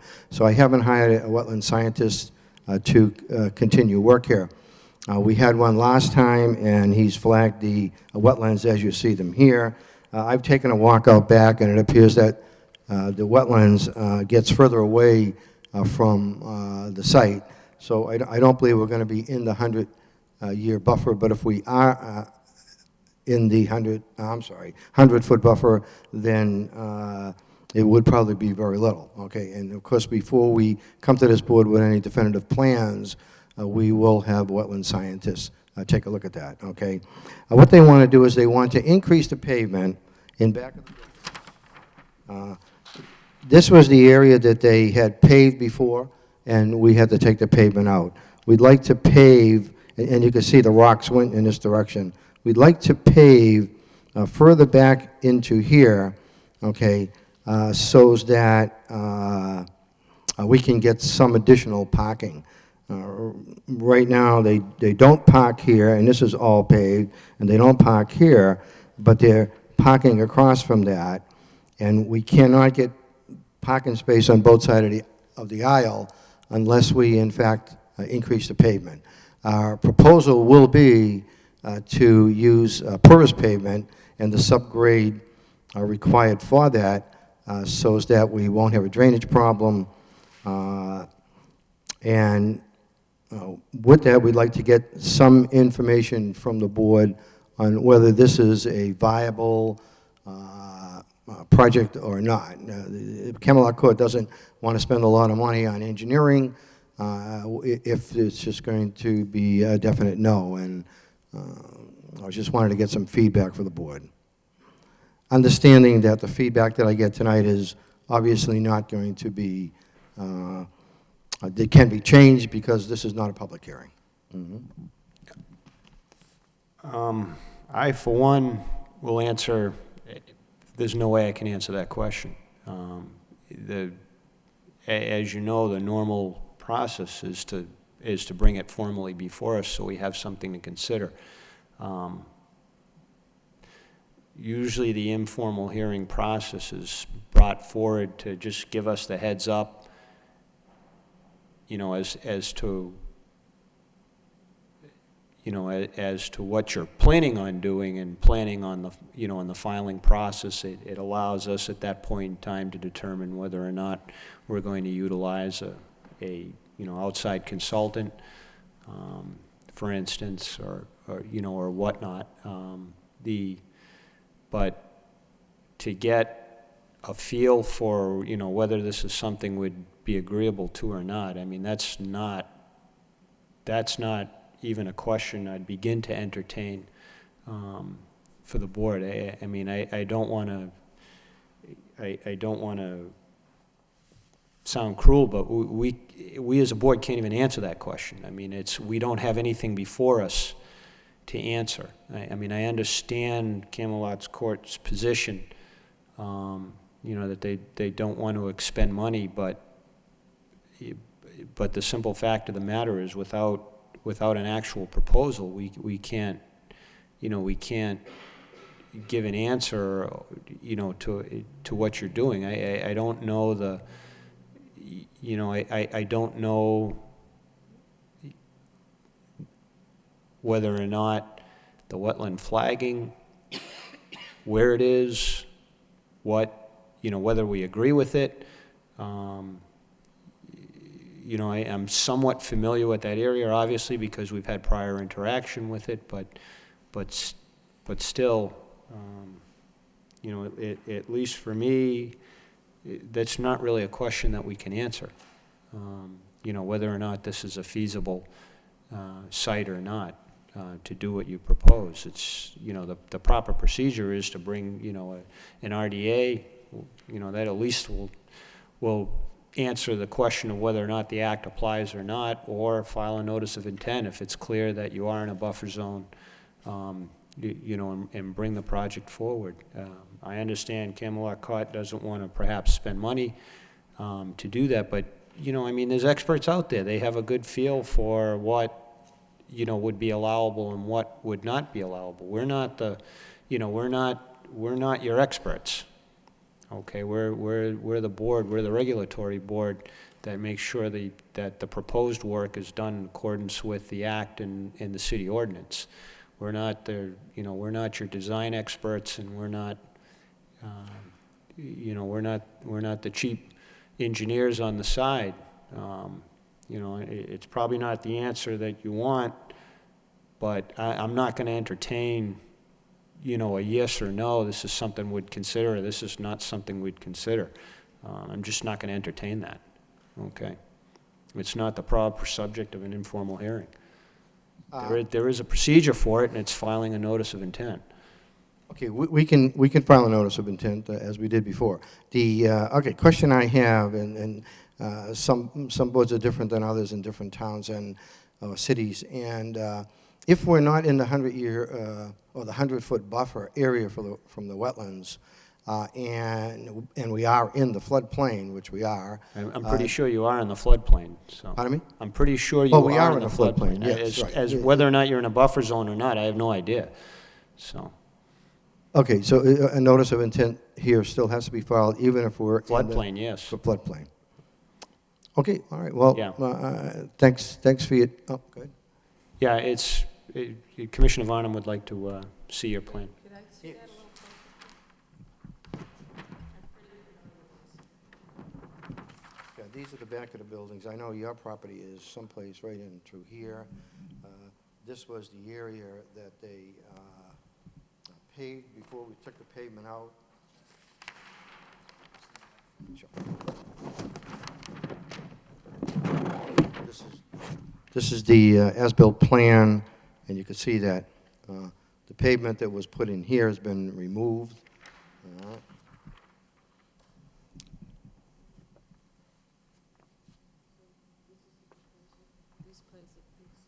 Yes. Well, the proposal runs, we're trying to stay out of the 100-foot buffer, so we want to work in this area here, okay?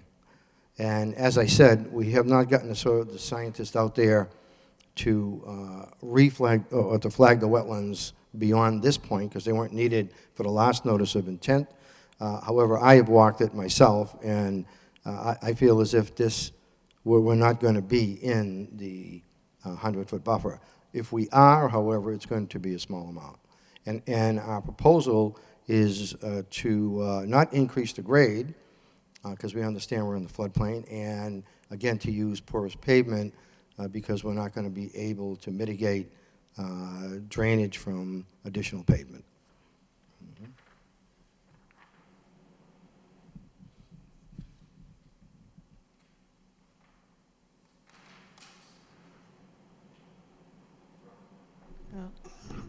I'm pretty familiar with this area, and I did see the project, the last project that had been repaired after the encroachment.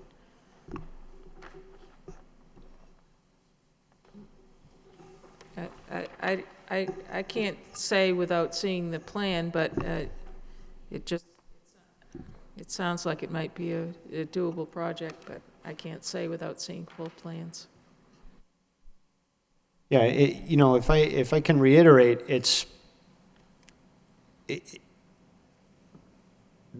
we can't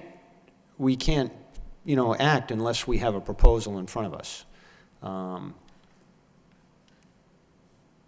The Wetlands Protection Act in and of itself is not a bar to development. It's a procedure to develop sensitive to conservation and sensitive to wetland species and flora and fauna that depend on these areas that the Wetland Protection Act and the law deem worth protecting. So our job as a commission, as you know, is to review a project that's properly before us and to make sure that it dovetails in and meets the performance standards of the Wetlands Protection Act and the City of Lowell bylaw.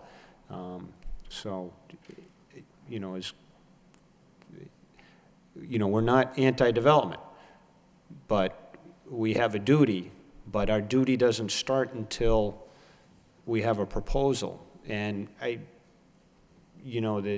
what we're looking at kind of, this is your old stuff, and you're proposing work in a new area, and we've got, we have to see the science, we have to see the features, we have to see that before, we can discuss the feasibility. Okay. Okay, my intention coming here tonight was to, not to get a commitment, was to basically get a feel from the board, and I have that. Yeah, I mean, I don't think... I appreciate the opportunity to be here, and... I don't think anyone would characterize the Lowell Conservation Commission as being anti-development. Okay, I know your prior experience with us was less than ideal. For good reason, of course. Yeah, but, yeah, exactly, for good reasons. Yeah. But don't take that as a future, harbinger of what's to come. I mean, we work with projects all the time, but they have to be in front of us. Okay. Okay, thank you very much. I appreciate your time, and... I think Commissioner Varnum has another comment. I would be interested in making sure you know where that property line is, because it's, and I think there has to be a setback as well with the parking spaces. Right, and if you remember last time, they paved over the property line. Okay. Way over. Yeah, right, so, yes, we'll make sure we bring in a definitive plan, okay? And thank you very much, okay? Okay, thank you for coming in.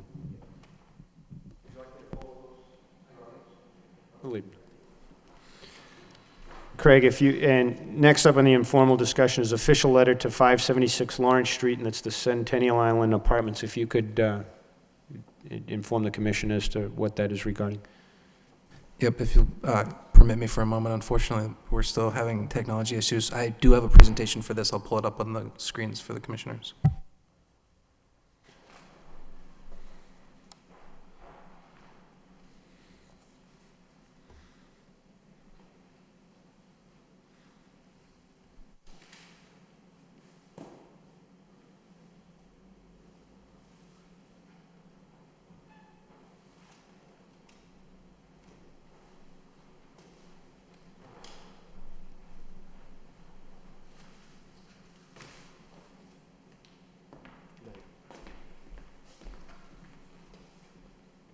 Okay, I hope this works.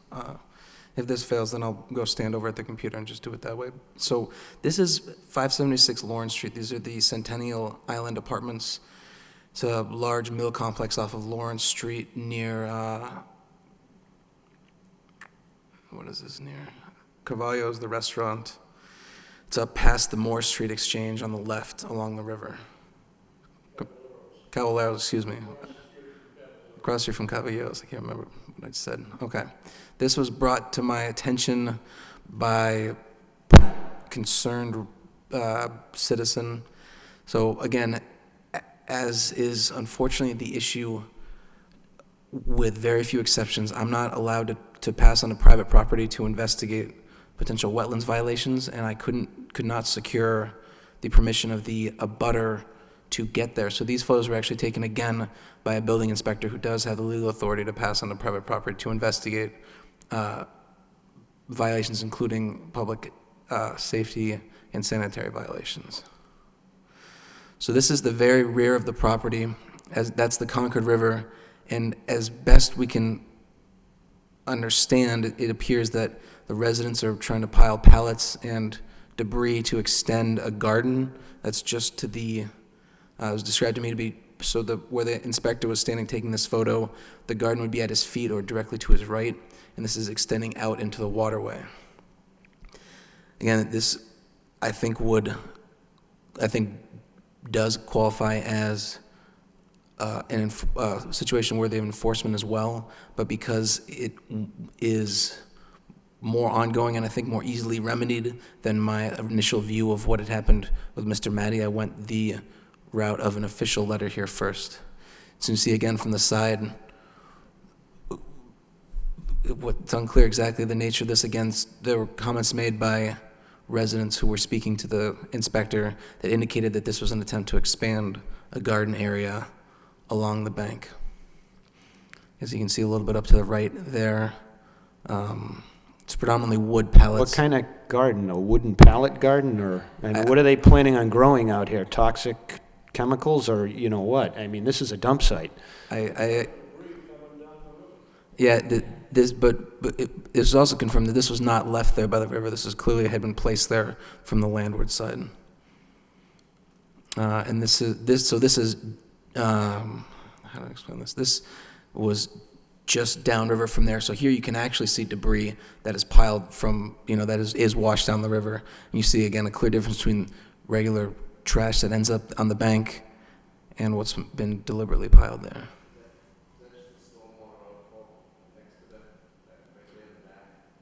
Is that the Commissioner Lowell? I'm not sure your microphone's on, but the question is there a stormwater outfall pipe there? The answer is I'm not sure. Again, I didn't take a look at it. It very well could be. I know that in that area, in that area there are several. This is an area that was mapped by the Lowell Regional Wastewater Utility as a part of their what is a permit that's issued to municipalities that have combined sewer stormwater systems like Lowell. They're required to track their stormwater discharges. This was an area that was mapped and actually they had the water tested. So I know that this area is fairly well mapped, and I can find out if that is a known outfall or not. So the issue before the commission is how this is viewed and whether it is worthy of taking the step towards enforcement. Again, the letter was issued that required follow-up approximately within 1 week, which is about now. I have not heard anything. That letter was issued to the property manager as the party that was most easily reachable. We did have a little trouble trying to track down how to reach out to the property owner, as it is an out-of-state owner. But that would be required if enforcement is a decision that the commission would like to, is the direction the commission would like to go. Who is, Elizabeth Stewart is the property manager? Yes, as Has part of she been, the letter was addressed to her, has she been in communication with you at all? No, I have heard no response to this. Was this sent certified, this letter? Or just regular mail, first class? I have to admit, I don't know. I didn't actually mail the letter myself. I was out the day it was mailed by planning staff. Okay, and the letter is from Aaron Clausen. Has he received any communication? No, it was, again, from Associate Planner Aaron Clausen and Planning Secretary Joe Jennings were involved in drafting and sending the letter as I was out for a little bit of last week, and they have indicated to me that they have not received any feedback whatsoever. All right. I'll open it up for discussion. This is a no-brainer for me. I mean, an enforcement order should issue, and it should be rather stern in nature. What I'm seeing is a fairly substantial violation and a fairly gross violation. And for people not to know that this is a violation would be stretching the imagination. I'm going to open up for discussion. Commissioner Lovely. I would concur that this is a pretty straightforward violation. I would move ahead with an enforcement action. Is that a motion? You can make the motion, we can second it and continue the discussion. I would make it. All right, do I have a second on that? Second. Okay. Now I'm going to open it up for discussion. Commissioner Varnum? It would appear that a notice needs to be sent and so that some reply can be received from the people who own this property. Yeah, enforcement orders are required to be sent by certified mail. Actually, for Mr. Matty, I hand-delivered it, which is an option, but it's not typically feasible. But I'm required to indicate actually on the order the certified mail number. And I'm not sure if it needs to be certified to both the property owner and the property manager. I think in this case, that would be the route that I would take to make sure that we have confirmation of delivery to both parties. Yeah, I would do both. Again, because this is a situation that does need to be corrected and may in fact lead to fines if not corrected to clean up the area. And so we want to, that the enforcement order is another way for us to clearly move step by step to ensure, or to rather require corrective action. Commissioner Moore? Commissioner Mellon? Is this a Lowell Housing Authority piece of property? No, I don't believe, well, let me phrase it differently. I know this is not a Lowell Housing Authority piece of property, but it does have some sort of public support involved. I don't believe again, I know it, I don't want to say anything that will be incorrect. I'm not certain the nature of the support, but I know it was a publicly supported redevelopment project. Yeah, that's my understanding. Yes, but it's not a Lowell Housing Authority property, to my knowledge. The owner is listed again as an out-of-state firm. Okay. Thank you. Commissioner Lynch? I don't have any comments. I agree that the enforcement order seems necessary. Do we know who the property owner is? Well, we do have information on every parcel in our assessor's GIS database, and that's what I had used to try and investigate how to get in touch with the property owner. That was not a satisfactory route to try and get quick compliance. Again, the hope with the formal letter is to alert someone to a situation they may not have known about, and to... Well, who does the assessor send the tax bill to? Whoever they have listed, again, and I can't confirm whether or not the taxes are current on the property, but with the issuance of the enforcement order, then I'll take whatever steps necessary to determine how to get the order to the property owners. The other, how many units are in this at this address, do you know? A significant number, I'm not sure, but from driving by on the public way, it seemed to be somewhere in the nature of 60 to 200. Okay. All right, it wouldn't be prudent then to send it to each resident. Yeah, that was initially what I had, one avenue that I had approached, but once I saw the development, I knew that we had to try and get at responsible parties. And again, for a development of that size, the standards of property management are significant. This is not sort of a passing linkage between the property management Right. and the activities on site. All right, the motion was made by Commissioner Lovely, and it was seconded by Commissioner Moore. Is there any further discussion? I have no further I have comments. a question. What's the policy on commission members and yourself going on private property to do our job, which the MAC manual says we have that right? Yeah, it's a little tricky. The commissioners actually have different abilities than I do, as far as I can tell. Again, there are, to the extent where you are notified of a violation, you have the ability to observe. I have the ability, as it's been explained to me, to investigate from public property. Sorry, I'm going to continue to do that tonight. To investigate from public property, or to secure the right to pass across an abutter's property. I do believe that this standard is somewhat different for you as commissioners, but I can't speak to that specifically.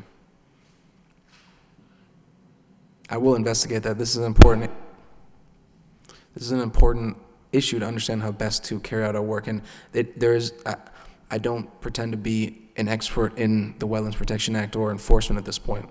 So I could be mistaken in our abilities, but to make sure there was no question based on my previous understanding, I engaged the help of a building inspector who very clearly has the legal authority to investigate violations of city ordinances.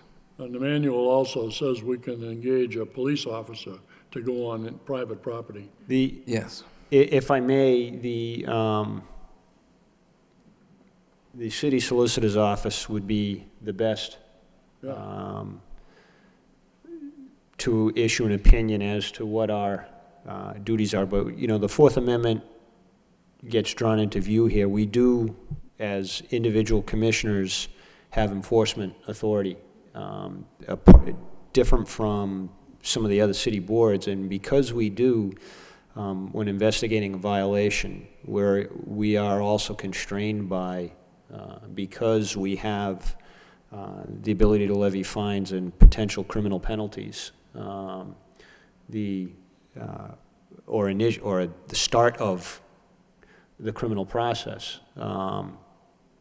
Because that power does exist with the Conservation Commission and individual commissioners and with our agent, then we are, at least as far as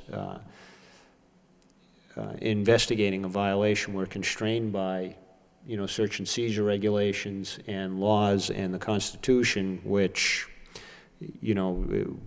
are they in plain view? Are they not in plain view? Are we entering upon property where we don't have a right to be at the point in time, and investigating a potential violation? So right now, it's prudent to stay on public property and only to view what you can see from where you have a right to be.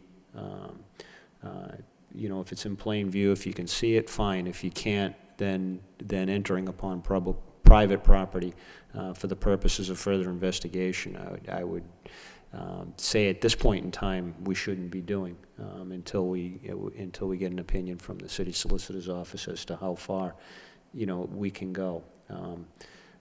The comment calling in a police officer, they're constrained by the same rules. They also have police powers. They're constrained by the same rules of, under the Fourth Amendment as to how far they can go for a search. So it doesn't change. We're governed by the same laws. It's the Wetlands Protection Act can say one thing, but the Wetlands Protection Act is also subject to the Constitution, which is the highest authority. So, You know, I mean, that's where we have to go, it trickles down from there, basically, so. But again, perhaps we can get an opinion from the city solicitor's office as to what our obligations are. Yeah, I would like to know both for myself and for the commissioners. I anticipate that because of the nature of the request, it will take a little while to get a formal response rather than a, sort of first reaction. But, I believe that we're looking for a real formal response here to understand the nature of our regulatory abilities. So I'll make that request. Right. Typically, once an enforcement order is issued, there's a clause in there that the owner has, pre-agrees to our entering upon the property. It's also part of the notice of intent process and order of conditions and whatnot, that it's part of the application process at that point in time, in the normal course that the applicant agrees to our entering upon the property for inspection purposes. And, and if you find a violation in that aspect, that's fine. We've been invited on the property. But And I would assume that we all have proper Conservation Commission identification. Yeah, and this is actually something that I've been made aware of myself, actually, that I should clearly identify myself in the course of my duties as conservation agent, even on public property. And so I can also investigate, I can ask of the law department what options there may be to make clear your roles as conservation commissioners for this. all right, we have a motion on the table. It's been seconded. Any further discussion? I'll roll it. Commissioner Lovely? No further comment. Aye. Yes or no on Yes. the motion? Yes on the motion. Commissioner Varnum? Yes. Chair is yes. Commissioner Moore? Yes. Commissioner Mellon? Yes, Commissioner Lynch? Yes. All in favor? There's none opposed.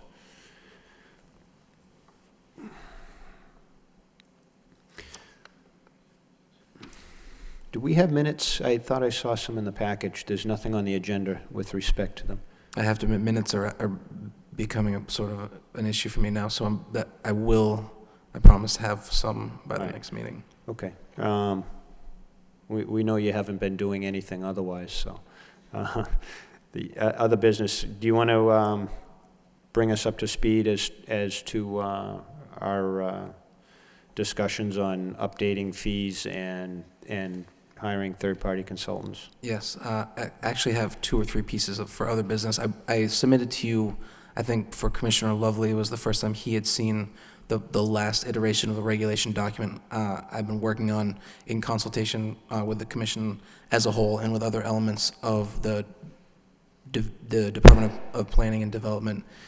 It had been made clear to me that the commission wanted a full draft to review in a public hearing, and it's as outlined in our wetlands ordinance. We have the ability to promulgate regulations through a public hearing process. So this, as you'll notice, I didn't update this. I wanted to just put this back on the agenda and to provide a full draft or as full as possible draft for the next meeting.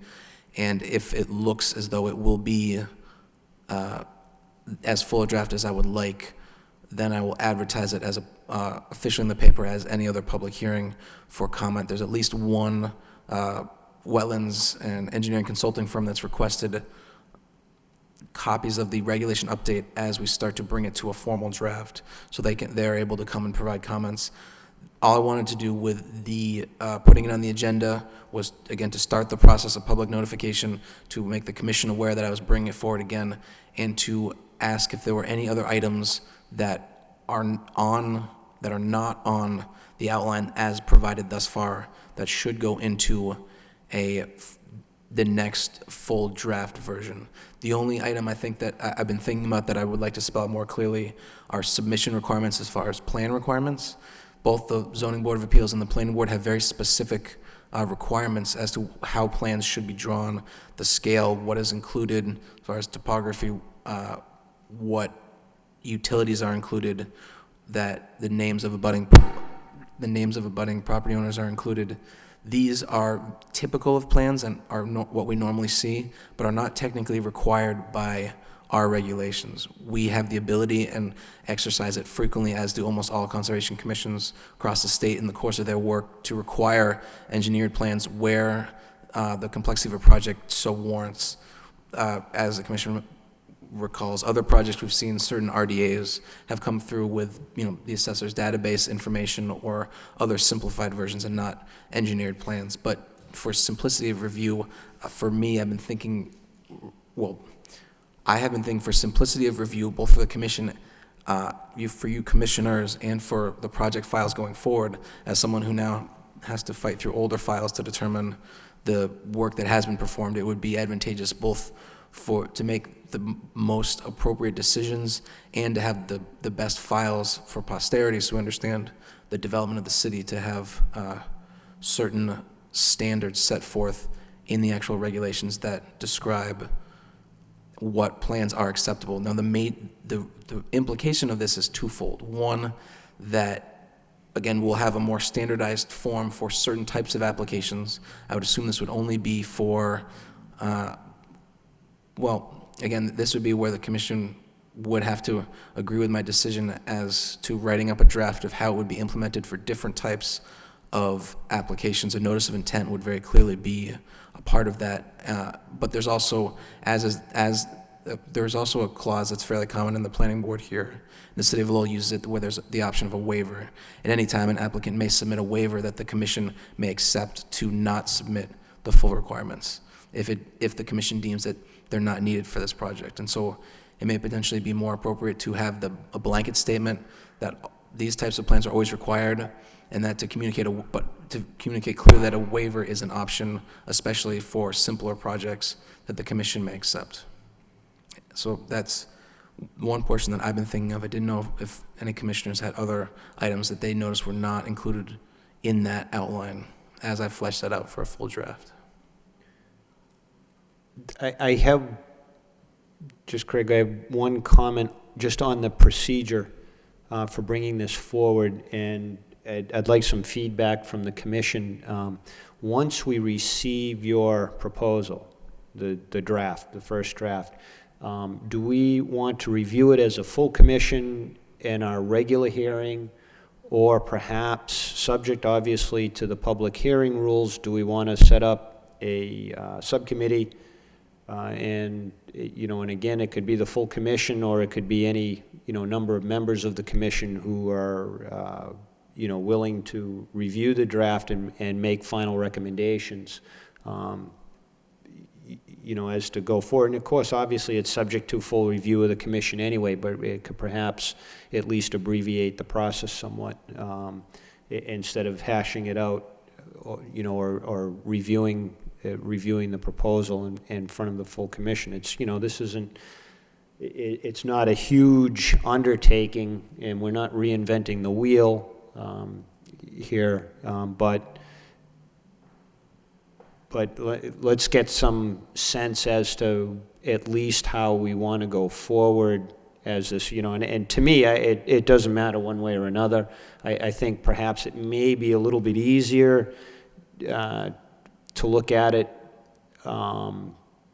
outside of a regular meeting, but obviously subject to the, it would have to be published. It would have to be an open meeting if we were to proceed as under a subcommittee to review the proposal and perhaps make a recommendation to the full commission. But again, just some feedback as to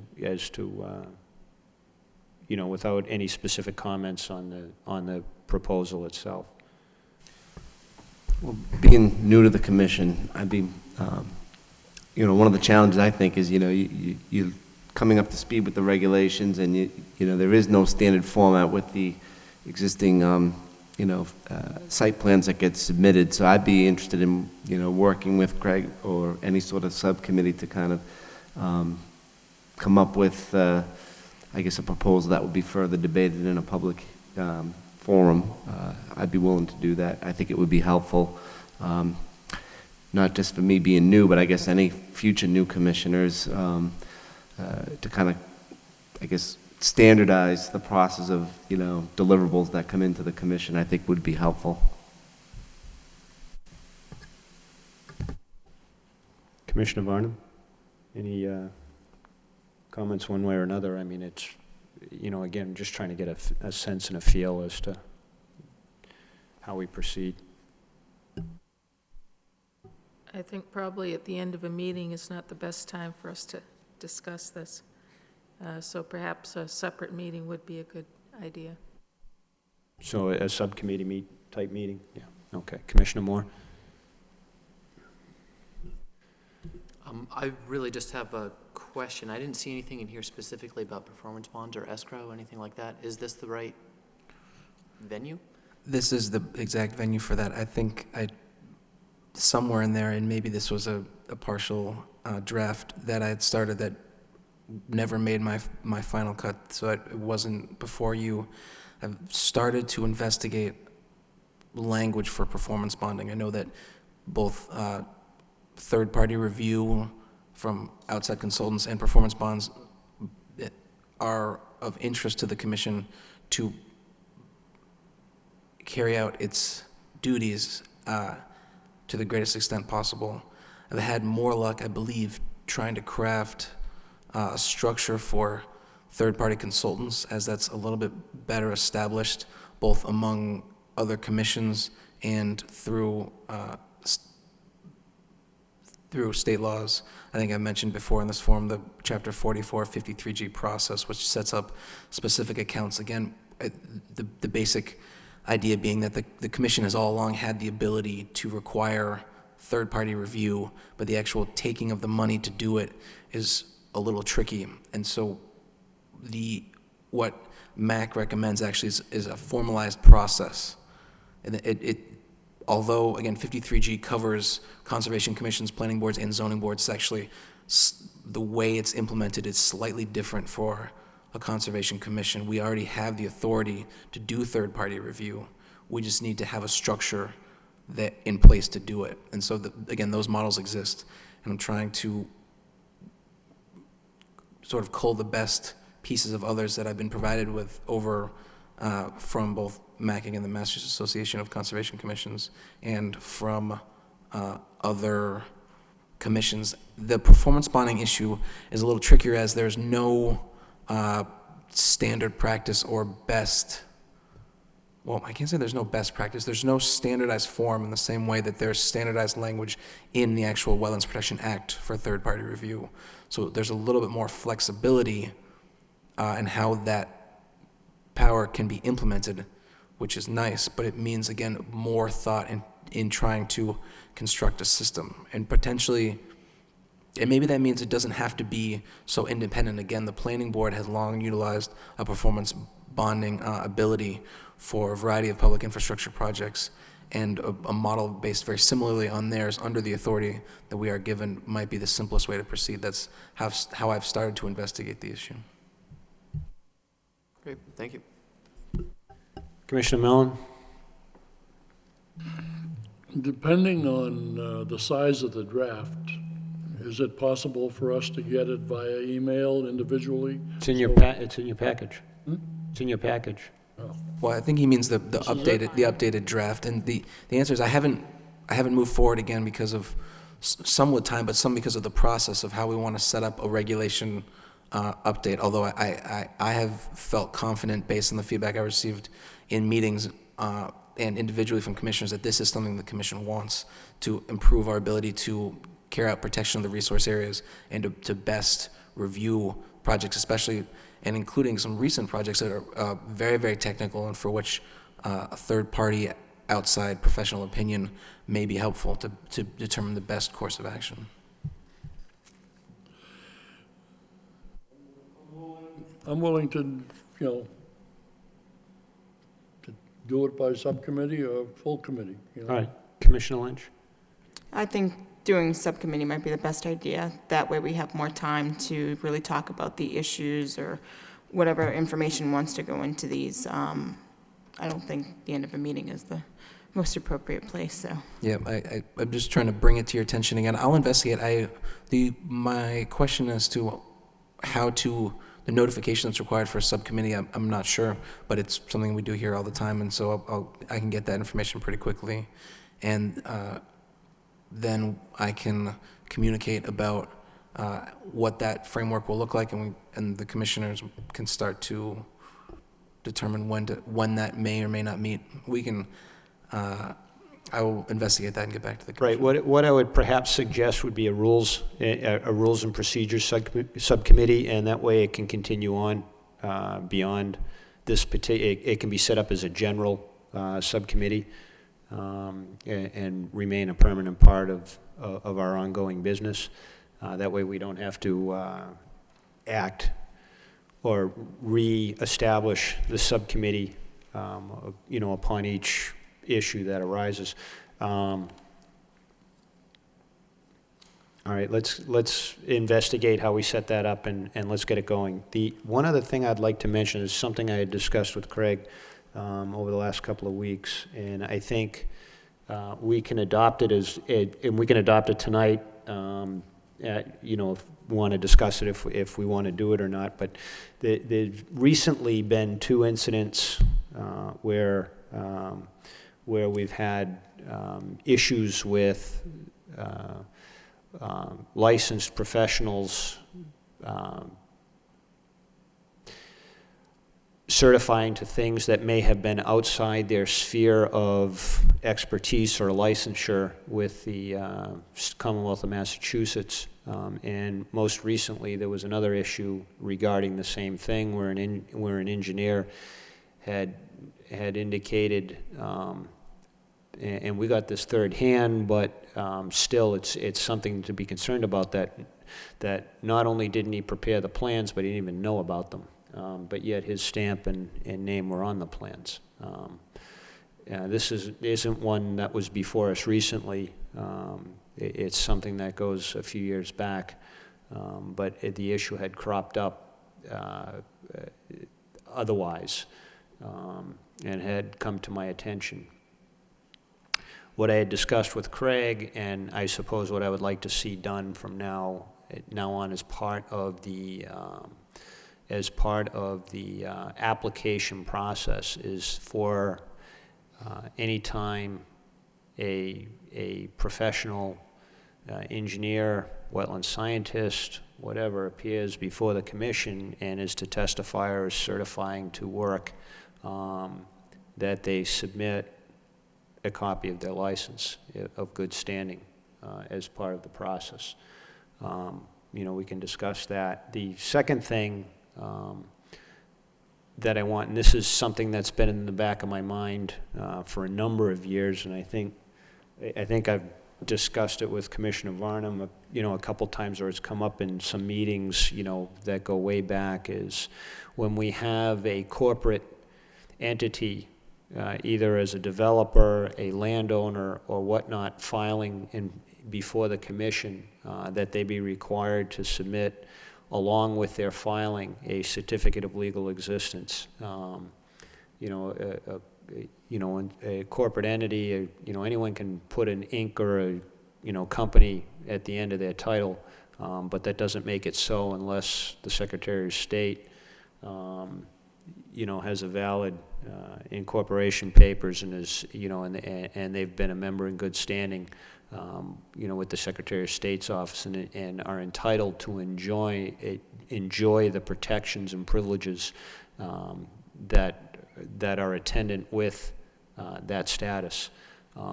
They're coming before us as a legal entity or as an entity, but if in fact and in law they are not an entity, then they shouldn't be allowed, the filing, or they should have to correct that situation with the Secretary of State's office. It causes problems.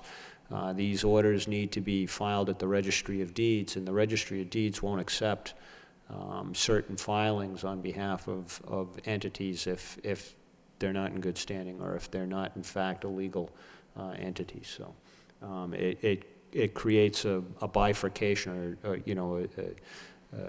a problem where we may issue an order to an entity that doesn't exist legally.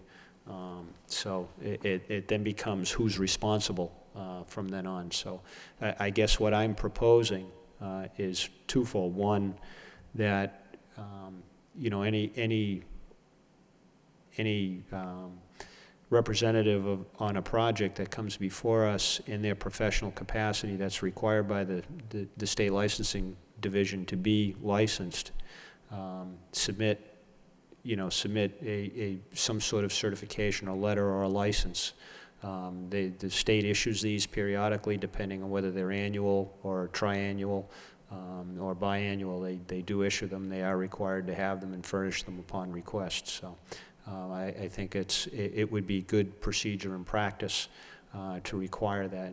And the second proposal that I would like to see is any time a corporate entity comes before us to submit a copy of the certificate of legal existence from the Secretary of State's office within the, and there's guidelines as to how long those last. They're typically within 90 days, so. And I'll open that up for discussion, whether or not we want to adopt that as part of our rules. And that's all it would be, is just adopting as part of our rules and procedures for the Conservation Commission and what constitutes a valid filing. I don't know if it's overly burdensome. I don't know if we care about it. As I said, it's just something that the licensing issue is something that has come up in two remarkable instances recently. So, if I may, if it sounds as though we're pushing for a subcommittee on rules and procedures, I would prefer that we try and roll everything into that, so that we have the appropriate forum. So if there are those who have feelings about those, that they can bring those concerns forward at that time as well. fair enough. Is that? All right. Sounds like it's a consensus. So I don't. And that works for me too. So. Okay. I have two other pieces of other business, and I think the chairman has been kind in generally making reference to some of the issues that have brought up his concern, but I'm going to address them directly because I've been given more information on other projects that have come before us and for which there remain outstanding issues. One of the projects for which we have had contention, there has been some contentious debate as to the standing of plans, is for 50 Phoenix Avenue. I received a letter, a signed letter from an engineer and a registered land surveyor, bringing into question some of the materials associated with the plans submitted and approved for that order of conditions. I took this to the Deputy Director of the Division of Development Services to say, how do we approach a project that was properly permitted, but for which there is some dispute as to the validity of a subsection of plans, some of which are referenced in the order of conditions, which really means that we have a valid permit, but the permit references things which are in dispute. And the decision has been made ultimately by me through this consultation that we're going to move forward, and I've actually required the project manager for that project to come before the commission at the next meeting to demonstrate some progress in producing plans that effectively encapsulate the work as permitted, but for which there is no dispute. Does that make sense to the commission?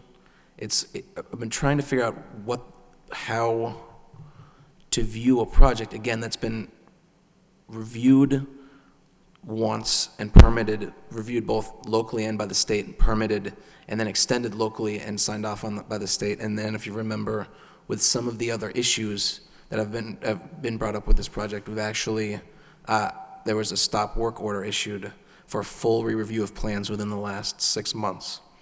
So the issue in theory is the work as permitted, the work described by the plans that we have was permitted to move forward. Though the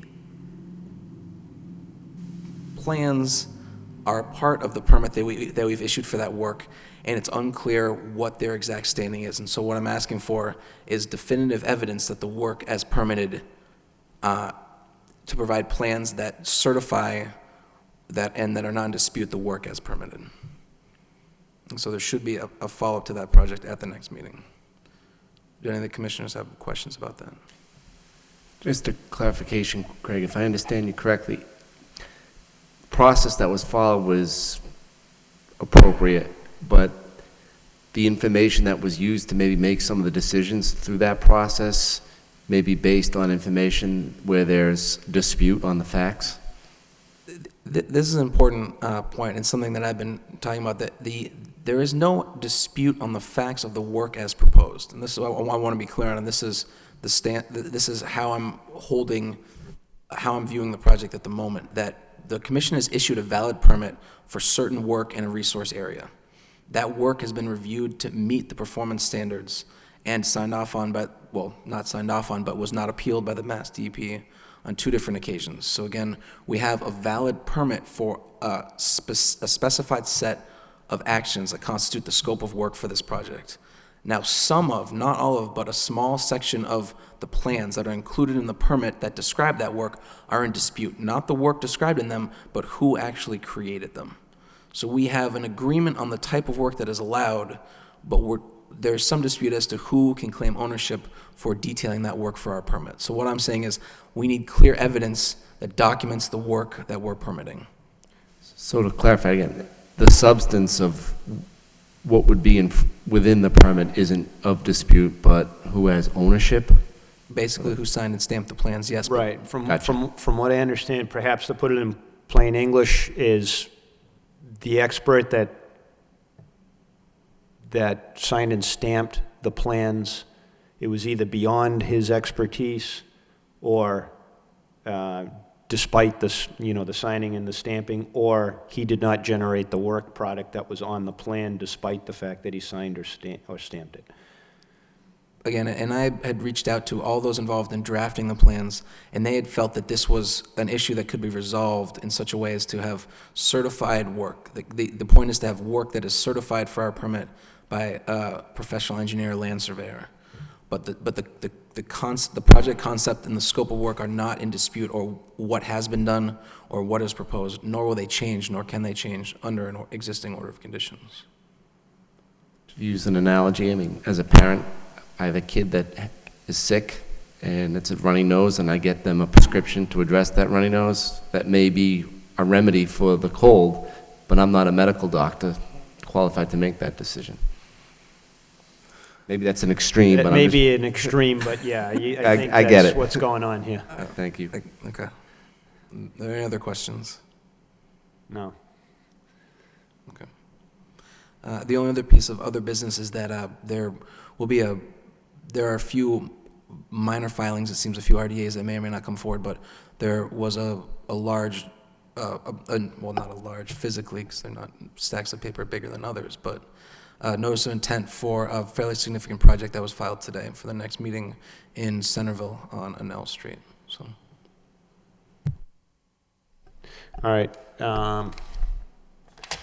Without anything further, no other questions from the commission, do I have a motion to adjourn?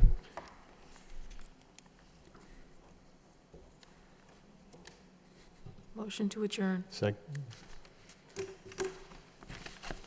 Do I have a second? Second. All right. All in favor? Aye. Opposed? The ayes have it. Good night.